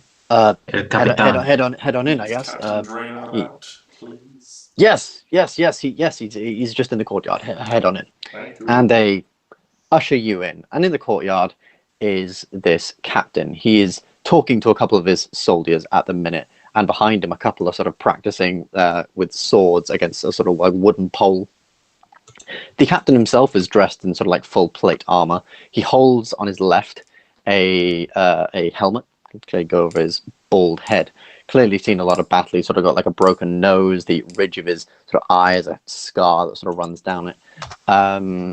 Yeah, looks like a decent enough bloke, and he'll sort of greet you as you come in. Some of the soldiers that he's talking with just like, "Oh, I think you got some visitors." He turns around like, "Gentlemen, hello. Whatever can I do for you?" We sailed in last night. We met some people sailing away who said the East farmlands were being evacuated. He sort of looks down. You can see. He sort of looks down. Sorry for interrupting. He sort of looks down. You can see his face suddenly get really quite red, and with one just really loud scream, he lifts his helmet high and just slams it into the ground, like clearly furious. He lets out this extremely loud scream, and he just sort of stood there like huffing and puffing. I'm really sorry you had to see that. I'm not usually like this. Picks up his helmet and sort of dusts it off a bit of the muck, and he's like, first the north, south. That's now nearly all the farmlands around the fucking lake. All the farmlands that give us our bloody food evacuated, all from the fucking tower. Shit! Someone fucking needs to sort that shit out. Have you guys had any run-ins with devils or anything like that? Yeah. As it happens, devils are our speciality. Your speciality? Yeah. Indeed. So you don't look like a capable bunch. You for hire. There's one thing Inksworth's got is gold.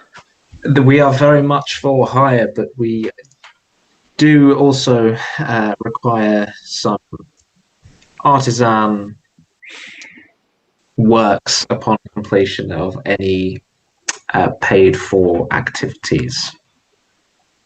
What? Artisan works. Is Oramis bargaining for prostitutes? No, nothing like that, my friend. Upon completion and payment, we also request statues be made in our honor. I'm not sure. I mean, I can maybe put a portion of what I'd pay you towards something for one of the artists in the college. I guess. Captain Draymond. Yes. Ignore him. Tell us about this. I'm sure. Opportunity. We'll Piss come off back to your that. persuasion, Oramis. 28. It's not what you rolled, but one of them was 28. 28 for advantage is insane. Well, started a couple of days ago. Well, really started about last week when that bloody tower showed up, scared the life out of the people in Inksworth, and was a place known for being the happy city. It's, well, wasn't particularly happy for that day, let me tell you. All of a sudden, in the next coming days, these demons begin forming up just outside. We got some men to go look at them, and they took care of a couple of them, but unfortunately, a lot of them were called up to the war, and we needed to bring them back as what soldiers we have. We really need to keep here defending our borders, but then these demons suddenly decided farmland was good. The farm animals. I mean, to a demon that eats flesh, I mean, massive cow, pig, sheep, even horse, be delicious. They went out there and they began causing chaos. First to the east, then north to the lake, and now, just when we thought we had the east back under our control, they formed up to the east again. I think there's maybe a dozen of them, just under, possibly. We can take a dozen. There's somewhere around that region. I've never fought them, but there was a soldier who came back just a couple of days ago. Says he'd had a run into them. He's currently at the Temple of Apollo being treated. Over. Well, I'll go have a word with him. But we'll sort this out for you, General Draymond. Captain Mr. Gentlemen, you are fantastic. And while you're out there, if you find anything, we were meant to have a shipment last week of guns from that man, Mr. Sternglow in Lone Hill, and the dwarves, their new mechanisms. I've got a team looking at it, but they're coming up with very little. If you see anything, if you have any information, it'd be handy. Definitely could be good for our men. Put things on a level playing field. But otherwise, yes, the soldiers in the Temple of Apollo. You can go visit him. It's near the marketplace. You can't miss it. Quite tall spire. Thank you very much, gentlemen. When you get back, I'll obviously give you the payment. We can talk about those statues later. Yes, Says sure. Oramis, Sure. Whatever you say. You head down to the Temple of Apollo. So if the marketplace was here, the temple is one of the buildings just up here. It's quite a small building, but it does, as far as you can see, serve as the sort of hospital for the city.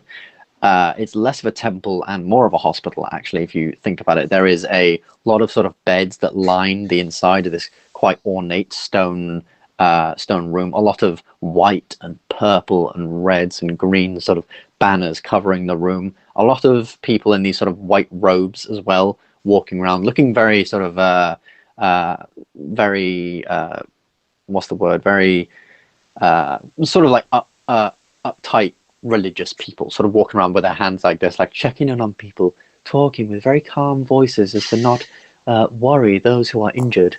And out to the very side of this, there's a doorway into what is now the chapel. This very, very small little room, like a little carpet, and like a very small altar and things. As you head in, a woman greets you, and you're like, Doc will sort of have like just a sort of like half-second pause as he's about to cross the threshold, and then be like, it's fine. Gentlemen, hello. What can I do for you today? Do any of you need to?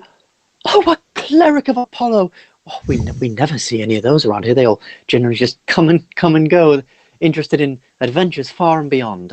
It's good to see you. Your name is? Dokrumir. My name is Dokrumir. Dokrumir. My name is Lila. Lovely to meet you. And the rest of you. Hello, welcome. What are you here for exactly today? To speak to a guard that was out recently, is currently recovering from a trip. Had an encounter with some demons. Oh, yes. Oh, Lord, yes, him. I must warn you, he's not very well. You're in luck. He has woken up for the day. Please, would you come with me? And she rather sort of takes you over. Now all these beds are sort of lined up, a few sort of like 6 feet apart, but there is one which has a sort of cover over it. Not a cover, a sort of like sheet hung from a sort of bit of rope that ties above to stop people seeing this particular patient. You walk around and you can see so you walk around the thing, and she goes, "Sir, you have visitors." And the sort of man sort of looks. He's got his face sort of here, and he sort of bats and goes, "Oh, hello.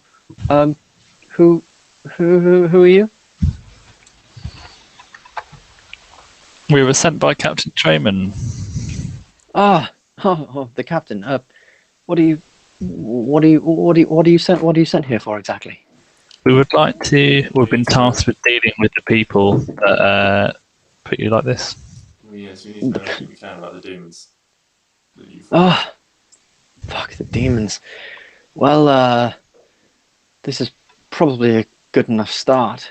And he raises the side of his head, and as he does, you can see one long scar that travels down his face, and coming out of the scar are still these boils and blisters and this rash that's sort of festered. You can also see his foot is in this sort of cast, and as Lila sort of walks over, she sort of lifts up the sort of bandage around his foot. He goes, "Ooh," and then grabs something just from a little like bag behind her and just puts a few drops of something in. And you're like, thank you, Sister Lila. This man, is he like? Can I like identify any of the sort of like the things afflicting him, like directly, like as in like disease or poison or? You can make a medicine check, sort of trying to identify some of this stuff. 26, yeah, you can definitely recognize. So whatever's over his face is clearly some kind of disease bred from whatever has scarred his face. But as she lifts up his leg, you can see the sort of blood vessels and stuff that are around this injury have this sort of black taint to them, almost as if there is also this sort of poison, this poisonous ichor that has led sort of into his leg. He sort of looks like, yeah, these things like playing with poison. Be careful of them. I have no idea what they are. They attacked the Eastern Farm, and from there they headed north. I was quite lucky to escape in the state that I'm in. I can tell you a bit about them, I guess. In terms of finding them, I guess you might have to go there yourself. What hurts worse, your face or your leg? Oh, my face. Fuck, I can't really feel my leg very much. Fuck these boils, man. I can't feel the leg. Fuck that fucking demon, Jesus. It had this, it was weird, it was like humanoid with this long tail with spikes on it. Kind of damn lucky hit into my face. Scar, all of a sudden just boils and blisters came out of it and started spurting out, hurt like hell. I could barely see. I was lucky I got it when I did. I passed out from the pain. My God. I will reach out and like just put like a hand on his chest, and I will cast Lesser Restoration on him.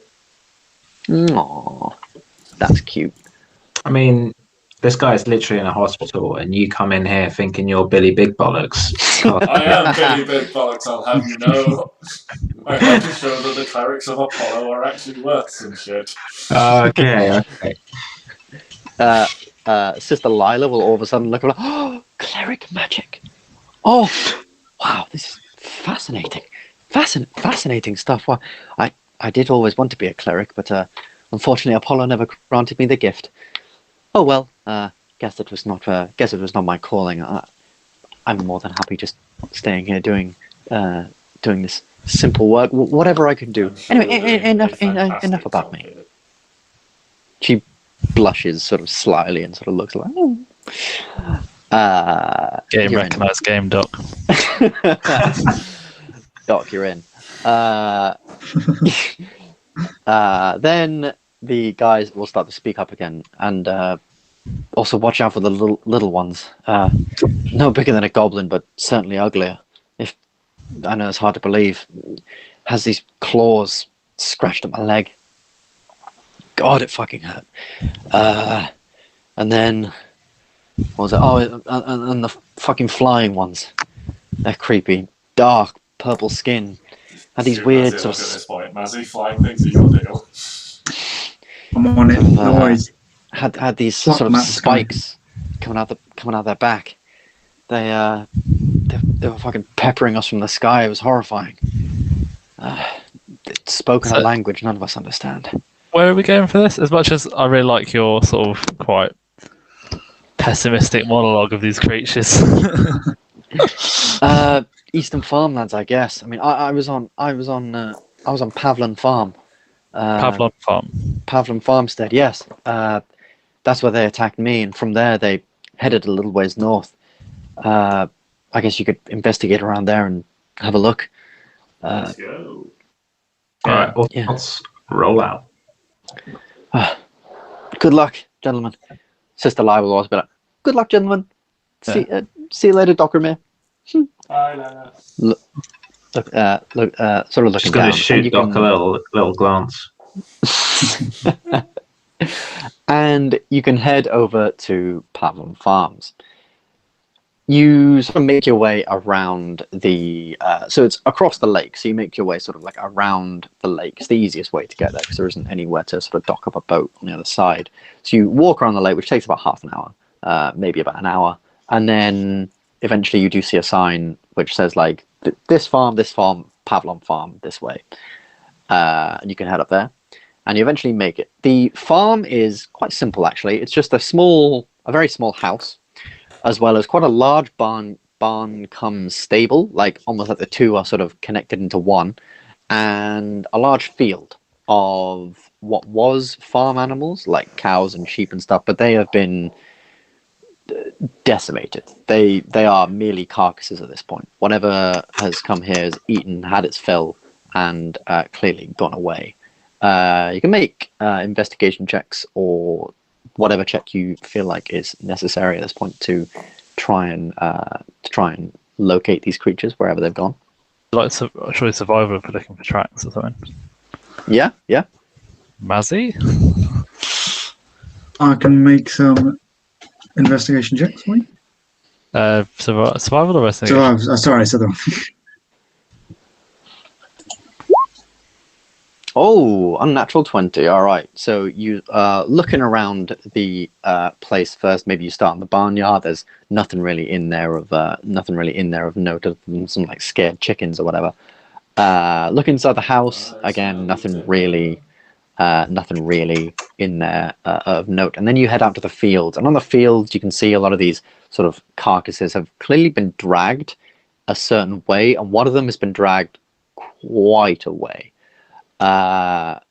Over to a small sort of like little trickling river that is headed sort of down the pathway from a sort of rocky hilly area.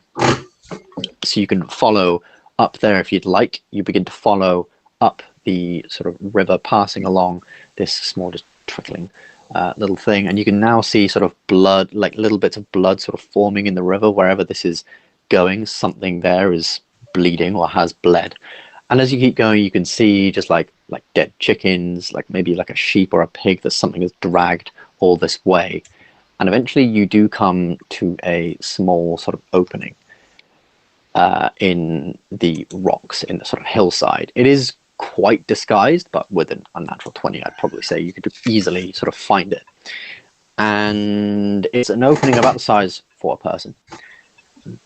And looking at it, Oramis, you would notice that on the side is scratched something. Whatever it is, well, you know exactly what it is, in fact, because it's written in Thieves' Cant. This was once a smuggler's den, whether it be for the farmers or whatever, and God knows what's happened to the smugglers inside. But this was at some point written as a smuggler's den. However, you can see on the walls scratches and scars and blood sort of scrapes going into the place. And I will put you guys over to the map.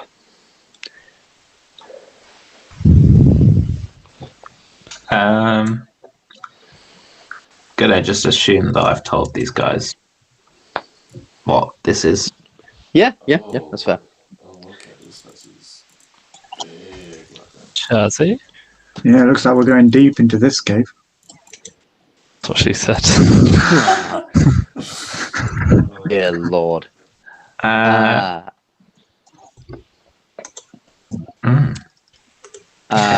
you Don't worry, can, lads, I'm leading the way. so you can move yourselves sort of into this room, and as you do, could you make a perception check for me? Oh, course. Everyone? Whoever wants to, I guess. Whoever you, if you think your character would sort If of I be was at looking front, out. Also, Oramis this is is. fine. Also, This is Smuggler's Den. This is a 21, a Minute 26, and a 23. I think we've percepted everything. also this is pitch black. Those of you without dark vision, you can barely see in here. Light a torch? Cannot see. I mean, yeah, one of you. I guess one of you would roll have a to 21. light a torch or something. Probably should have said you do it with this. You do it at a disadvantage. But Oramis has dark vision, and we can use the natural 20. This floor seems to be made out of some kind of floor. As you walk into the room, first thing that catches your eye, that you can hear is in the distance. You can hear just this like this dark language that weirdly sounds like the Tasmanian devil, but whatever. This dark language being spoken between some things, and then all of a sudden, like just some kind of shouting. You can also hear the sort of sound of eating. There is a horrid smell in this place. Like your hands immediately go to your nose. Almost that makes you sick. But the natural 20 Oramis, you can suddenly see something appear for a moment and then disappear back into the darkness. Yes. Have you seen The Descent? The Descent. No, I haven't. Oh, just... Okay. Look it Why? up on Google. There's some heavy Descent vibes here. It's a film. It's a horror film about creatures in a cave. And Okay. This feels very similar. Okay. So we're going to burn everything. You can also see something very clearly glistening in the water, right about over here. Glistening quite brightly in the water. So you can go over and have a look if you would like to, just make sure to move your character. Do I want to? I'll have a look. Do you want to investigate or just a look? You can just go and have a look. You walk over, get quite close, and you can very, very clearly in the water see this coin purse that is emptied, and several silver coins have sort of come out. As soon as I say coin purse, Doc is straight in there. I was going to come over before that. Yeah. I'm Right. definitely coming over. You can very, very clearly see this coin purse with a lot of... Something happens, he's going to be pulling out. Oh, Oramis, you've now moved in front. Brilliant. You see this coin I purse put Oramis filled in with water. coins that have come... Are you actually going Please to put don't. Oramis in Please water? don't. Please don't. As you lean over so you can see these coins, is anyone going to go and pick them up, or just leave them, or whatever? I'm There's going to never let somebody anything start picking up the good. first one first. Yeah, there's never anything good to gain from taking money that's just sort of on offer in places like this until everything's been dealt with. To be in character, let's say Oramis picks up the coins. Everything. Okay. Or he tries to. Does a 19 hit Oramis? No.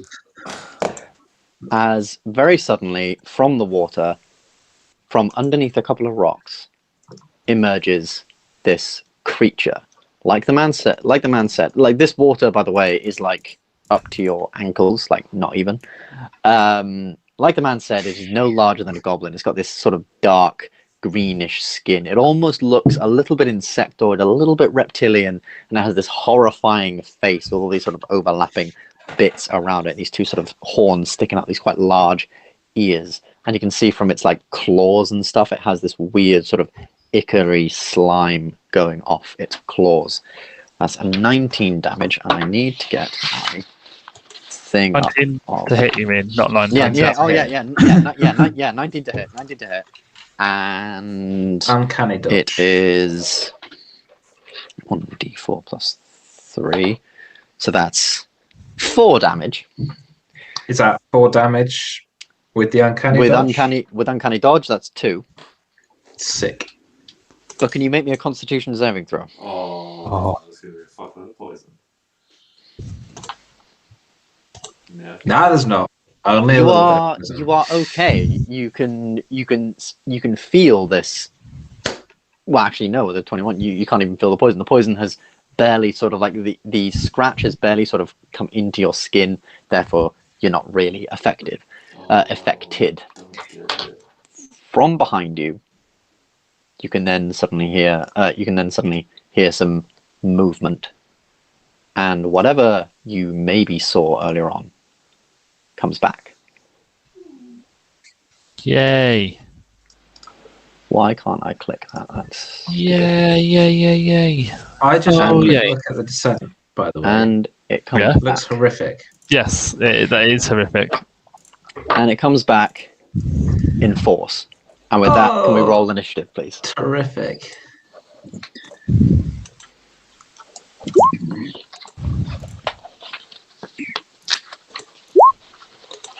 Oh, these are Oh, fantastic. Are they, Ben, fantastic. are they? I assume they're flying because they look like they've got wings. They are not flying. They are stood there, sort of Okay, like creepily walking on these two quite spindly legs. Damn, Doc. What a waste of a crit. I'm Hmm. gonna do their initiative now. Their initiative 4. Oh, no, it's not 14, is it? On Tuesday, Ben managed to hit for over 54 damage with a crit. Oh, wow. What And I'm class level. are they? And I'm level 3, paladin. Oh, were you smiting by any chance? I was indeed smiting. Unfortunately, these things. So it goes Doc, then Quasit, then and then. Done. Boom, Doc, you're up. Going straight in with the spiritual weapon. Straight in with the spiritual weapon. Loving I it. haven't seen that in a while. Yeah, I was Yeah, about that's to a say, good point. ages. I don't think that's actually come up since first session. I can't make it smaller. But yeah, Gotcha, boo. let's go in there. Spiritual weapon. Definitely hits. Roll damage.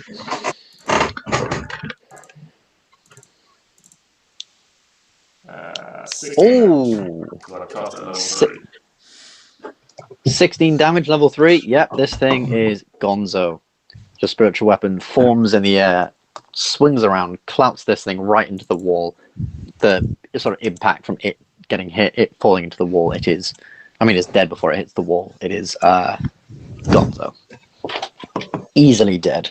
The others, sort of in reply, sort of give this terrifying screech, like that just sort of echoes throughout all of the cave. Anything else on your turn, Doc? You still have your action, as that's a bonus action. Yeah, we'll throw a little sacred flame at the one behind me as well. Throw a little sacred flame at the one behind you, of course. You might have to move into position for that. Actually, no, it has a range, doesn't it? Yeah, it's a dex save. It's a dex save. Will that affect Oramis as well? No, it's one creature. One creature. Right, okay. Dex save. They've natural 20 on the dex save. That'll hurt then. I think they're alright. Now, 'tis the turn of the Quasit. I shouldn't tell you their names, but whatever. Also, this one's probably Quasit. actually more likely in that position. This one over here is going to move 5, 10, and Dokrumir. As you look at this thing, replacing the other one, its eyes begin to sort of just like gleam. They're already wide, but they sort of begin to gleam open, and you can see just this sort of shimmering in its eyes. Can you make me a wisdom saving throw, please? Wisdom save. Wisdom save. Oh, it's a fucking 12. You are now frightened. Not just of the closet, of everything. I need to look up the frightened condition.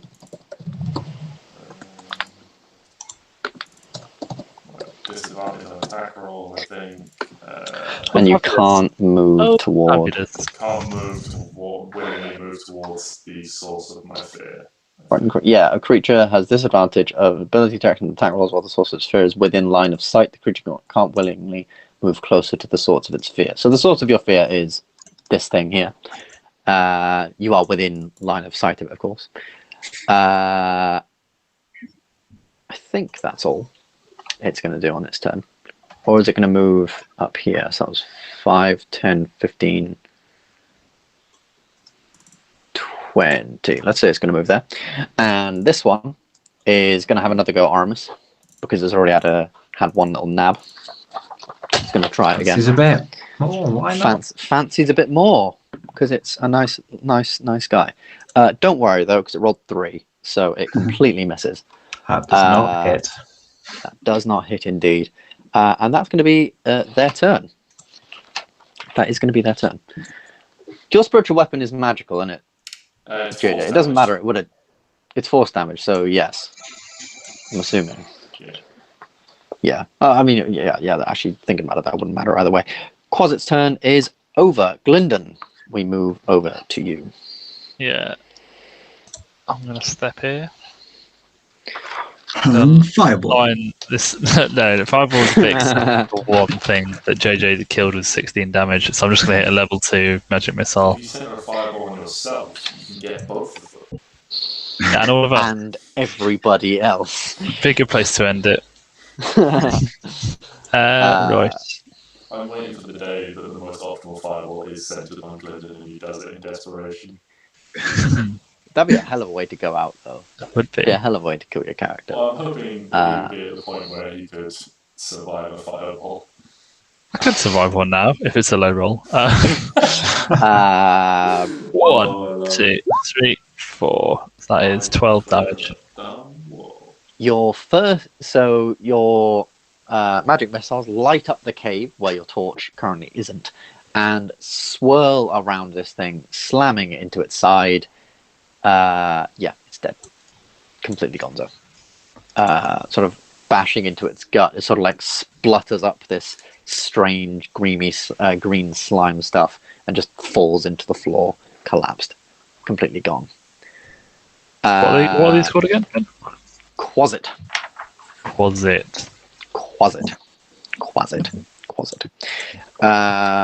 After that, it is wow, I'm on the final page of my book. Mazzy. Right, well, for the sake of variety, I'm not going to whip out Hunter's Mark. Oh. But I'm just going to go straight into the attack. Matt, are you okay? Straight into the attack. All right. He's going just for going it. to go straight in there. I mean, it's kind of obvious who I'm attacking now. Roll me the damage. That definitely hits. 12 piercing. You slam your blade into this thing, and it has quite tough skin. This thing's from hell itself. So it has this quite tough hide. Though your thing pierces it, you feel like it could do... You feel like it should be doing a little more. But it definitely does a lot of damage. A bit of damage. Was it not quite enough, Ben? It wasn't quite enough. Shall I go again? Oh, yes, please. Please, I'm begging you. Roll damage. No. Whatever damage you roll, this thing's dead. Yeah. Completely gone. Fine. So your first swipe sort of like gets knocked off its quite hard sort of shell on its shoulder. Second one sort of finishes it off. Doesn't even see it coming. The blades are so quick. We'll drop out of initiative. For now. This fight really wasn't as big as I thought it was going to be. There is a lot more to this cave than you think. Yeah, it's big. As they have come from. I thought we were going to start to pull a lot more than that. Oh. I was kind of expecting that Mandalorian episode with the spiders. Yuck. Well, Oramis is out of this fight then. It ain't over yet. That's true. Which way are you going to go? You have two sort of different. Can we actually go different this options. way by the river? Yeah. You can keep. Yeah, you can keep going down that way. Should we split up? That's always a good idea. Oh, shut up, Shaggy. I think we all go by the river. Yeah, that's what Shaggy Fred said. just wants a bit of alone time with Daphne. That's all it's for, mate. Yeah. So you can. I think if we go by the river, well, not the river, but like the little stream, because they came from the other way, so we might get round the back of them. I mean, one did also come out of the stream. This is true, but that's because you grabbed the coins, you greedy cock. Well, let's go through here. You can head down there if you'd like to. God, it's just like some bitter tastes in my mouth right now. Oh, I found dead body. Actually, Mazzy, with you moving all the way down there, you can probably see all the way. I mean, can Mazzy and Gylndan see anything?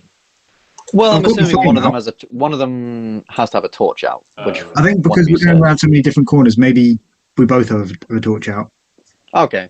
I just say that Was that obviously- you with the torch, by the way, Matt? Is that what you do with it? I see everything. I would take a step away from Mazzy, who's waving that. I would, however, say obviously your weapon is two-handed, so every time you want to take your weapon out, you have to drop the torch. I'll drop it. There will still be a light around where I stand, but I'd like to think you toss it in the depends air, how long the do fight your takes. attack, and then catch it. Oh, yes, I got it on the floor, and I'm standing in water. well, There is a dead that body, wouldn't be the best plan. as you guys can see. If anyone wants to sort of investigate, and they can. Otherwise, we can just continue onwards. Go on, Oramis. Take his copper. Poor investigation, right. On his body, you can find 10 copper pieces and 2 silver pieces, Yes, please. a hand axe. Prove Small, that just I'm not a little, vampire. Can I simple- take the silver pieces? I think they've already been done. Sorry, I Up to interrupted you. you, there. up to you. And he does have a ring on his finger. It's very evidently a wedding ring. This guy Oh, looks fairly like he's clearly not a soldier.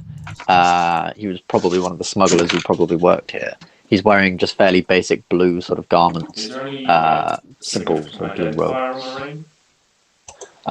Nope, just a sort of Just a generic Okay. golden ring with written in the Elvish, "Our love will go on," just Oh, okay. around it. Oh, I'll have take that. No, seeing as I will take that You with have the it, go on. intention of returning it if I can find whoever it Sure. came from. Okay, yeah. I mean, I don't know how you're going to find this, as you know, Well, where's the evidence? let him try. Go on, let him try. About I might just give it back to a the nice captain. idea. let it be a reminder of why we do what we do. Yeah, whatever. Where Cheers, would Ben. you, sorry, where would you like to go now? Yes, I just- Did we get a good look down this little corridor where I am? down here. Yeah, it looks like there are two different corridors. I think that joins onto Oh, this one. There's quite a few That- corridors. I mean, is that dead end down the bottom there? But we'd have had yes. You'd So have got. this- You guys would have seen what was down here. So that is a Yeah. dead end. Yeah. And then, This is where the sort of river is flowing around here. And I then, assume- yeah, Glyndon and Sam, you can have a look in this room if you would like. Yeah. Glyndon and Sam. And, No, Glyndon Ooh. and Mazzy. yeah, I assume that goes onto the same room. Fuck so are that's you, not wrong. mate? that's just how hard Sam RPs, but Sam. He's separated. It's a separate into two. entity. Yeah. This room is pretty bare bones empty. You can see there has been a little bit of stonework to try and turn this room into some sort of base. There are a couple of like random bits of paper about the flooring in here is a little bit damp. And so a lot of the paper is sort of just turning to mulch now. There's a bit of random bits of wood. Maybe there's a chair in the corner, old and sort of like grimy and damp wood, barely holding itself together. As far as you can see, there is nothing really of note in here. You can either head down or up there is Can two I- options. Just peek this way to confirm it does actually come out back at the start. So you would probably be able to see, yeah. Matt, you can peek it, but if you get headshot, that's on you. This is a familiar story. Yes, you can sort of see from this Yeah, angle that that makes that's sense. the front. But there is more to your right that from this Yeah. sort of angle you can't see. But from here, Matt, with your I don't what's your passive perception? What's your passive perception? Is that a thing? 12. With a 12, something to your right, you can just hear this like Ooh. of Oh, something smell danger. chewing on something eating something clearly not right No, because going on. better go check it out. You guys want to go investigate? Yeah, we're bona I'm fide gonna go- killers. What's We'll be that, or fine. do we want to like go away from it and see what else there is first? Nah, let's go towards it, mate. I mean, considering this is more Unless- near the exit, I kind of feel like this should be dealt with if we needed to make a swift getaway or something like that. I don't know. There is a lot. It's not There's a lot more of this cave by the looks of things. Yeah. So I think we make our way through the cave so we know that when we get to the last thing, it's the last thing. I'm We going to cut past. prep an arrow while I go around the corner, Ben. Okay, prep an arrow. Got your bow out, looking around the corner. I'm Sam's like- with you with a torch. I'm gonna like nudge Gylndan and be like, I might need my hammer at some point. Well, I left it in Chikara's pouch. Did you actually? That's where I would have put it, and I guess I'm.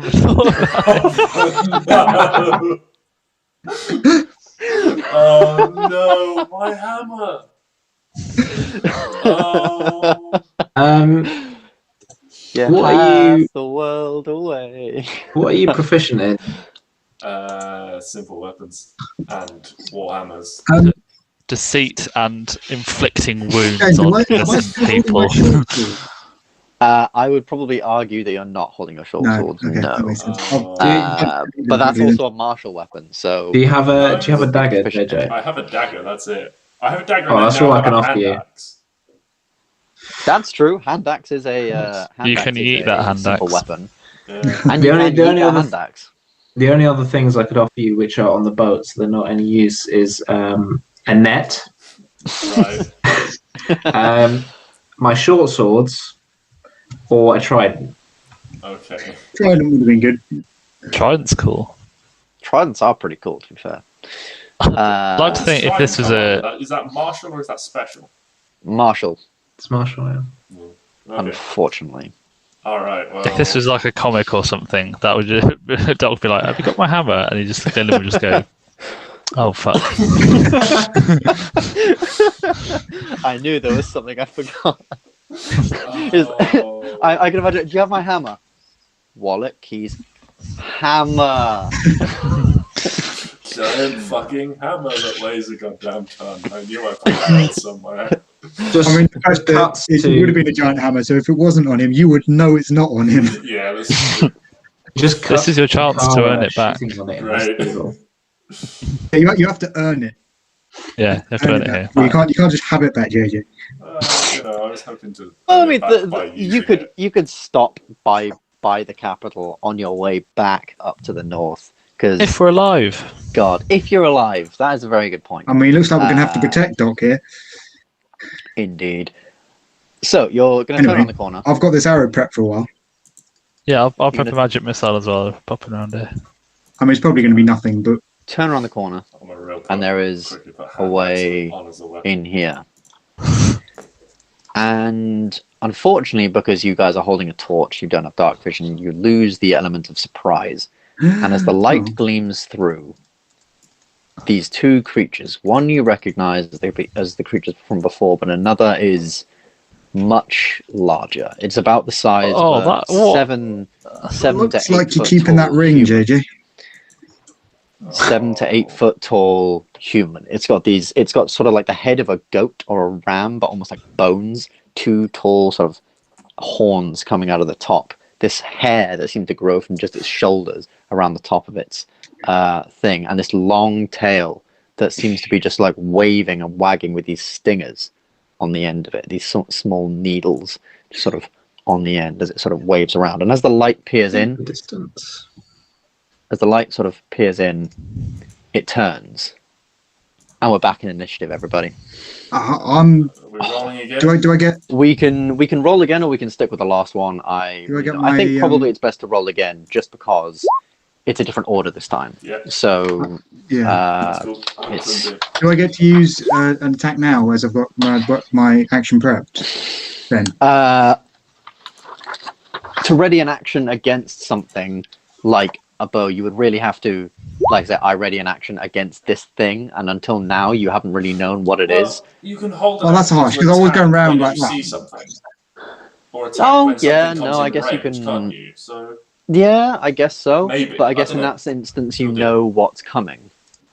I guess Yeah, in that I mean- instance, I would argue you know what's coming. So, and obviously because of the light of the torch, this thing would react around the same I time as suppose he would Matt react. can't hold the Yeah. torch, To and see- Mazzy can't hold the torch and his bow. Well, I'm That's a assuming good Sam's point. holding the torch. Yeah. If Sam has torches. But you also said we'd lost the element of surprise because we don't have dark vision, so that's Yeah. kind of lost our attack. Then I'd have thought. No, it's Yeah, exactly. So I'm going to roll quick Tis initiative. a fair point. Oh well, I'm going last. 3.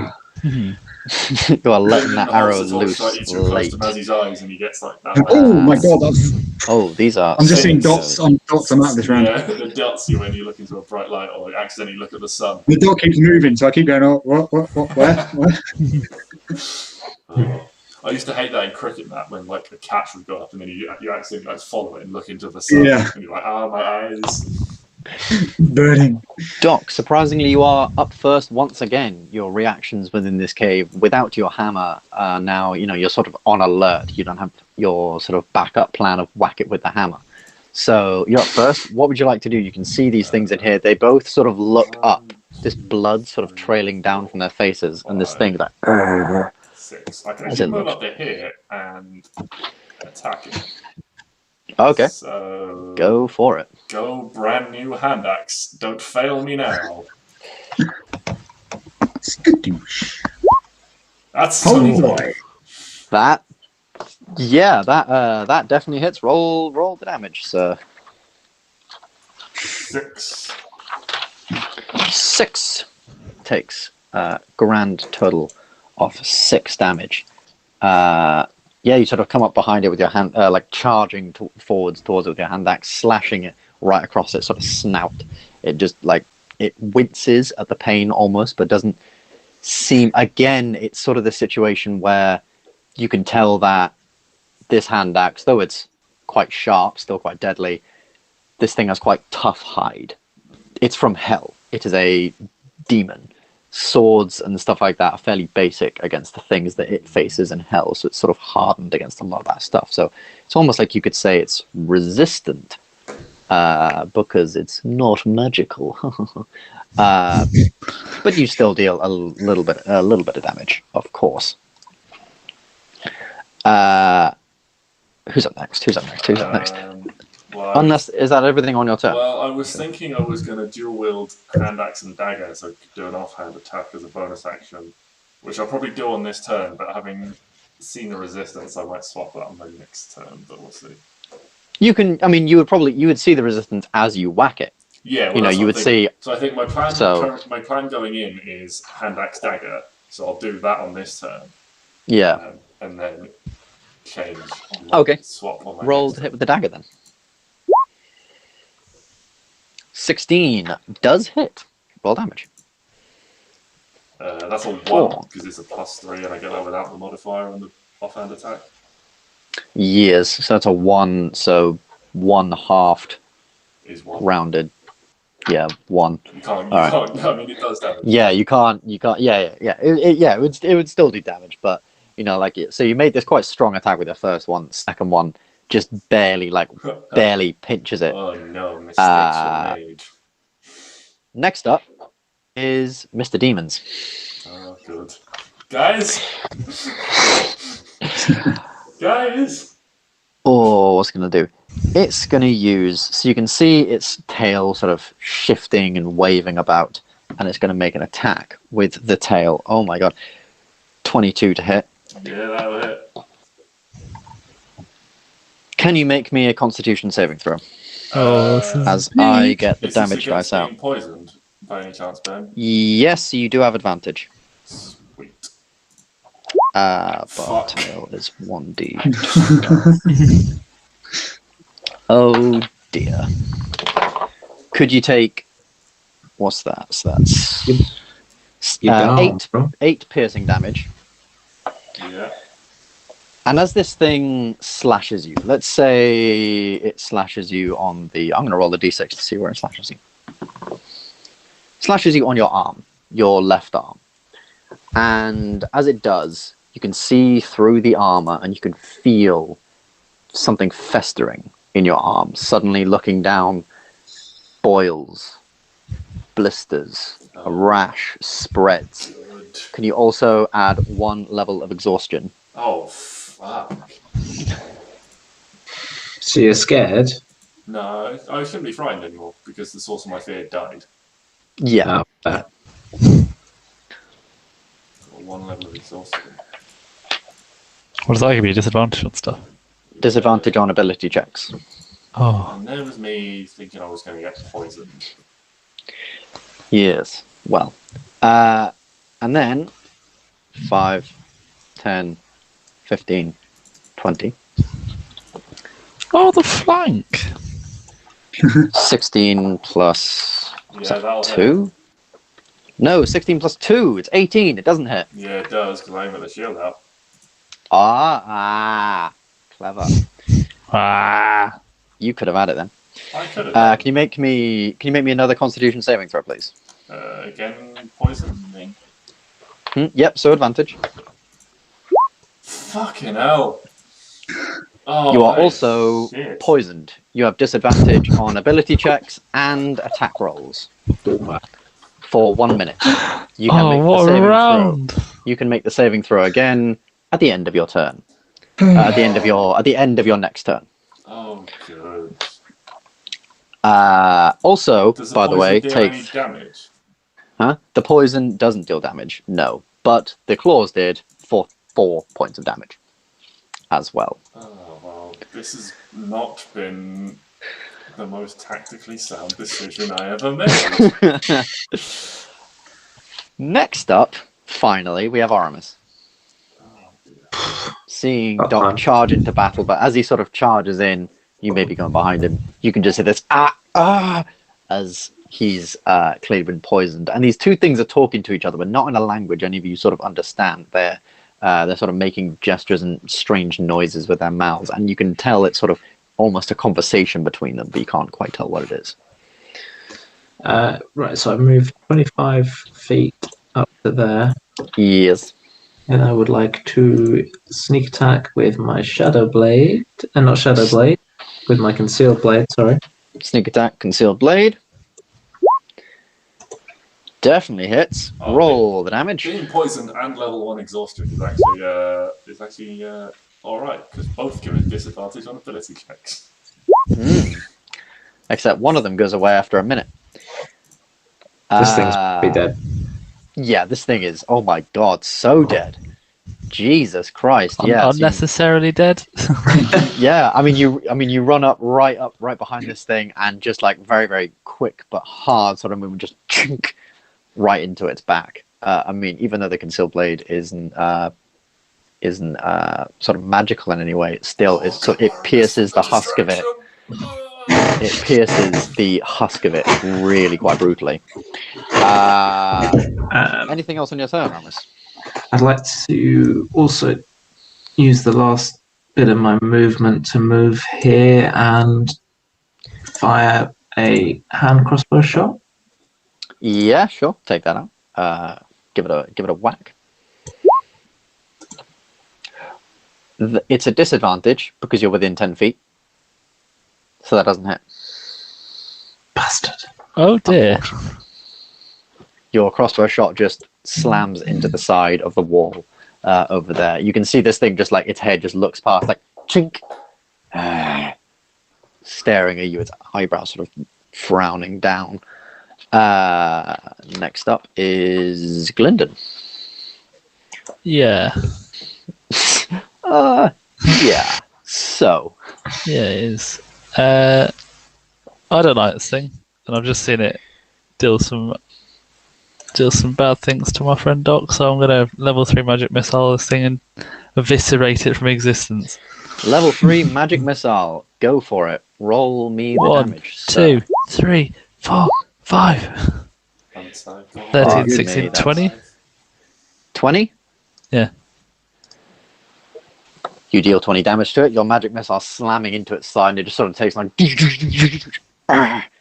slams its hand on the floor. It is fucking pissed. This Not thing weak, is just pissed. This thing is enraged. Clearly not weak. So you can see on its sort of like thing bruises are beginning to form where your magic missiles have slammed into its side. They did a lot of damage, but it's still up. It's fucking angry. And it now also has its sights sort of on you, as Dokrumir has clearly taken some of its poison, you can see. And Oramis, though he killed the Quasit, didn't necessarily kill him. Right now you're the next target that's and then done a lot of damage.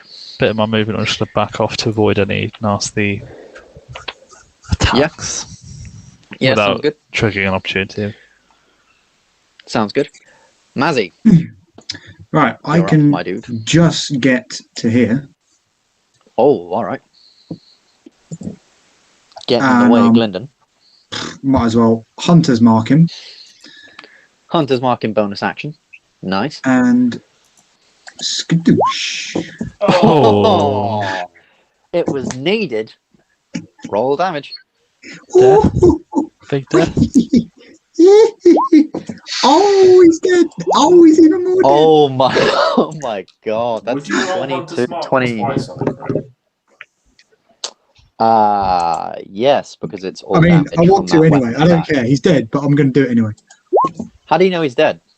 Because, Oh, I mean, who's surviving that? If you want me to go again, Ben, that's I'll go again. premature, Matt. That is premature. Ben adds a 1 in the hundreds column Yeah, of it. yeah, of yeah. its hit points. Oh no, it's actually dead. Bear in To be fair, mind, 25. just, but he is dead. I mean, I could. I mean, you rolled had the same another again. attack after that. Who Yes. fuck cares? Yeah. How do you kill this? How do you kill this demon with a crit? I'll let you. I'll let you describe it. How brutal do we want to go? I mean, it's a crit, so. I mean, full mortal combat. Okay, right. He's called it. This guy did.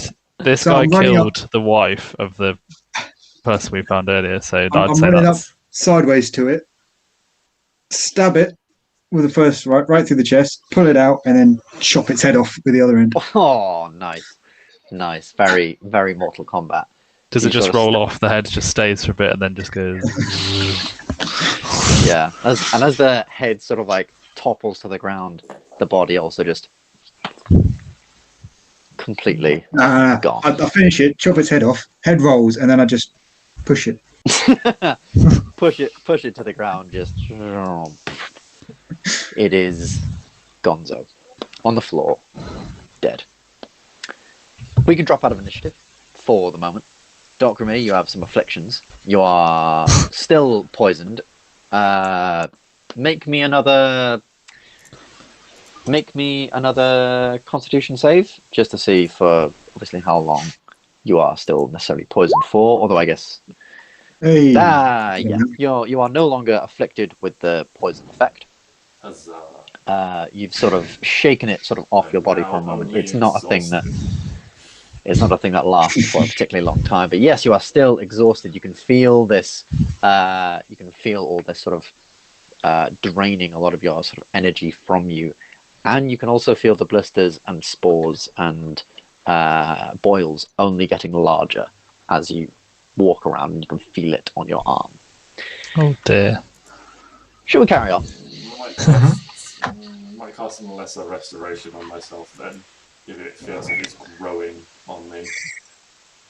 Yeah. You cast lesser restoration on yourself. You are healed. The boils immediately begin to sort of go back down, and you feel suddenly a lot better. You are no longer exhausted either. Well done. Excellent. Kind of a quick search of the. Quick search of the dead body. This woman seems to be a little more smuggler-esque, very sort of Oramis-esque. She wears this large leather coat. She is dead. Is there a way to check quite large if leather it's... coat, a lot of stuff, sort of stuffed in I'm pockets. mainly looking to see whether she's got a matching wedding ring. Yeah. A matching wedding ring. She does. Oh, they are Both together. For what purpose? Because they might have families. You absolute thief! You disgrace! I mean, stealing from a smuggler. Are you Are going to they? investigate the body further? These are my people. Well, not that I know them. But Are you going to investigate the body further, or just leave it? Yeah, fuck it. It might be quick. See if we can work out. Like, has the dress got a name tag in it or something? Unfortunately not. You can add 5 more copper to your inventory if you wish, and also a small bag of stones. Pulling the stones out, they're each different colours. There is green, white, black, red, blue, all different sort of types of sort of blue, We found white, infinity stones. and they all have different markings etched into them. A little bit like runes, very sort of, they're not markings of any language you know. Someone can make an arcana check to see if they can identify them. Some of them have been sort of like painted this way, but they are still quite fancy stuff. A small bag of colourful stones with rune markings. Gylndan, you might know something a little bit about this. You know that, you probably know that these are runes. Yeah, Dokrumir, you might know a little bit more. Yeah. You might know a little about these. Doc, you probably know a little bit more. You can identify them as rune stones. They're generally used for Oramis, you might know weapons. a little bit more. Oramis, you know a little bit more. They are rune stones. They are generally used by wizards as a sort of last resort to deal just little bits of damage by just throwing these little pebbles at this. They're not very well made. They're really not very well made, but they are rune stones. So someone can add a bag of rune stones. There are 10 stones within the thing, and you can throw them at enemies if you would like to. Yeah, they look a little bit scrappy, but they quite nice. Okay. I'll just tuck them away for now, and then maybe see if we can have a proper investigate later on. Yeah. All right.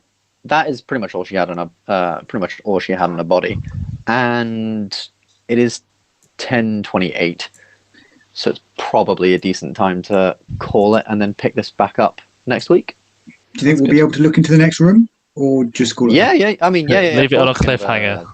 Leave it on. Leave it. I'm happy to do either. We did, so I'm happy to keep going for just a little bit. I don't want to go into another initiative though. So if we find someone, I think we'll If call we it find there. someone, just call it there. Yeah. Yeah. All right. Let's keep on looking around. So- And find someone or something to lean on. So Nice cliffhanger for. You head down Find here, someone to lean on. and Focus. Fire a gun. We are it. All right, go on. you can head down into the thing. As you pass along the river, Can anybody make the jump? it's a little bit harder to sort of trudge through. The ground. The ground beneath it is a little bit more trudgy. Just in D&D terms, it is difficult terrain to move through the sort of flowing little trickling pool. And there are a couple of ways you can go. This way, your passive perception is decently high, so I can say that you can hear movement from the rocks in the walls around this way. The sound sort of raises upwards, and the sound sort of raises upwards, and so does the cliff cave. You can see the sort of roof of the cave at this point, from this point onwards, seems a lot higher.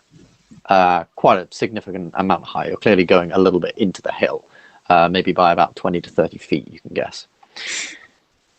Which way? I think head to the action. Take the left. Yeah, I'm gonna say, do you guys with the torch want to just hold a sec while we scout ahead? Just stand sort of a little bit further back. We learn from our mistakes. Yep. So I'll head up and take a peek just to see if there is something there. I can just be give a warning. Yeah. Make me a perception check, just as you head into this room. Perception. As at first, it doesn't seem like there's anything in here. 15, okay. Looking up into the very corners of the high thing, you can see some rocks that look a little bit out of place until you realize the flat, smooth surface of them aren't rocks. You can see these sort of little claws coming out to the bottom. It's clearly something with its wings clawed into the side of the wall, using its wings to sort of cover it up from the front, almost like it's sleeping. You can hear some sort of scratching and moving as they very occasionally just sort of jostle about and move about. I will reveal them on the map to you right now. Okay. Well, I'll head back There are two. Give a little description and be there's this and that. Yeah, of course. Just let the others know what's in there. Yeah, of course. What's your next plan? What's your next move? Fireball the roof. Resting, so maybe we can get the drop on them. Yeah. I don't think this is a question of should we, we're not going through a cave full of bandits or that we might leave alive. I think everything in here just needs to be exterminated. Yeah, that was pretty much the mission you were. That was pretty much the mission you were told to do. I was just sort of either we can we can. It's basically a question of in the world where this would all be happening at once and we're not going to take a week's break. It'd be do we tackle these now or do we see what else is there? But we've pretty much been knocking stuff on the head as we should be taking things when we see it. Yeah. So I'll point that. I'll sort of give a quick description of where they are, so that you guys know and can walk in and just be kapow. All right, cool. Sounds good. Sounds like a plan. You can get in position, but I'll need a stealth check from everyone first. That one. Stealth, you say? My Oh, that's decent. Yeah, boy. Decent. That's Doc less so. I'll take the lead. Actually, I can probably just say with Doc's. Oh, and Gylndan's as well. I'll hit that at 17. All right. What are your divination rolls for the day? Yeah. Well, I mean, when Doc clocks around, how are you going now? But what are your divination rolls for the day, Sam? By the way, 17, which I've just used, and a cheeky 1 that I'm saving for something. And a cheeky 1 that you're saving for something. All right. So, yes. Unfortunately, Dokrumir awakens these things as Doc. I know you did, but their passive perception is slightly higher than all of that. In fact, Oramis only just makes it. But I'll allow you to sort of, as you guys are sort of in there, you can get yourselves into position in this room, I guess. That bridge means that you won't need. It's not difficult terrain to move over. Can we stand on that? No, this is part of the wall. I meant to colour that in. Okay. This is part of the wall of the rest of the things. You can sort of squeeze between that sort of bit if you would like. Can I get over here without them really noticing as much? How are you I did technically roll a 21. How are you getting over there? Walking? Count me through the square. Oh, are we actually in initiative then? Okay.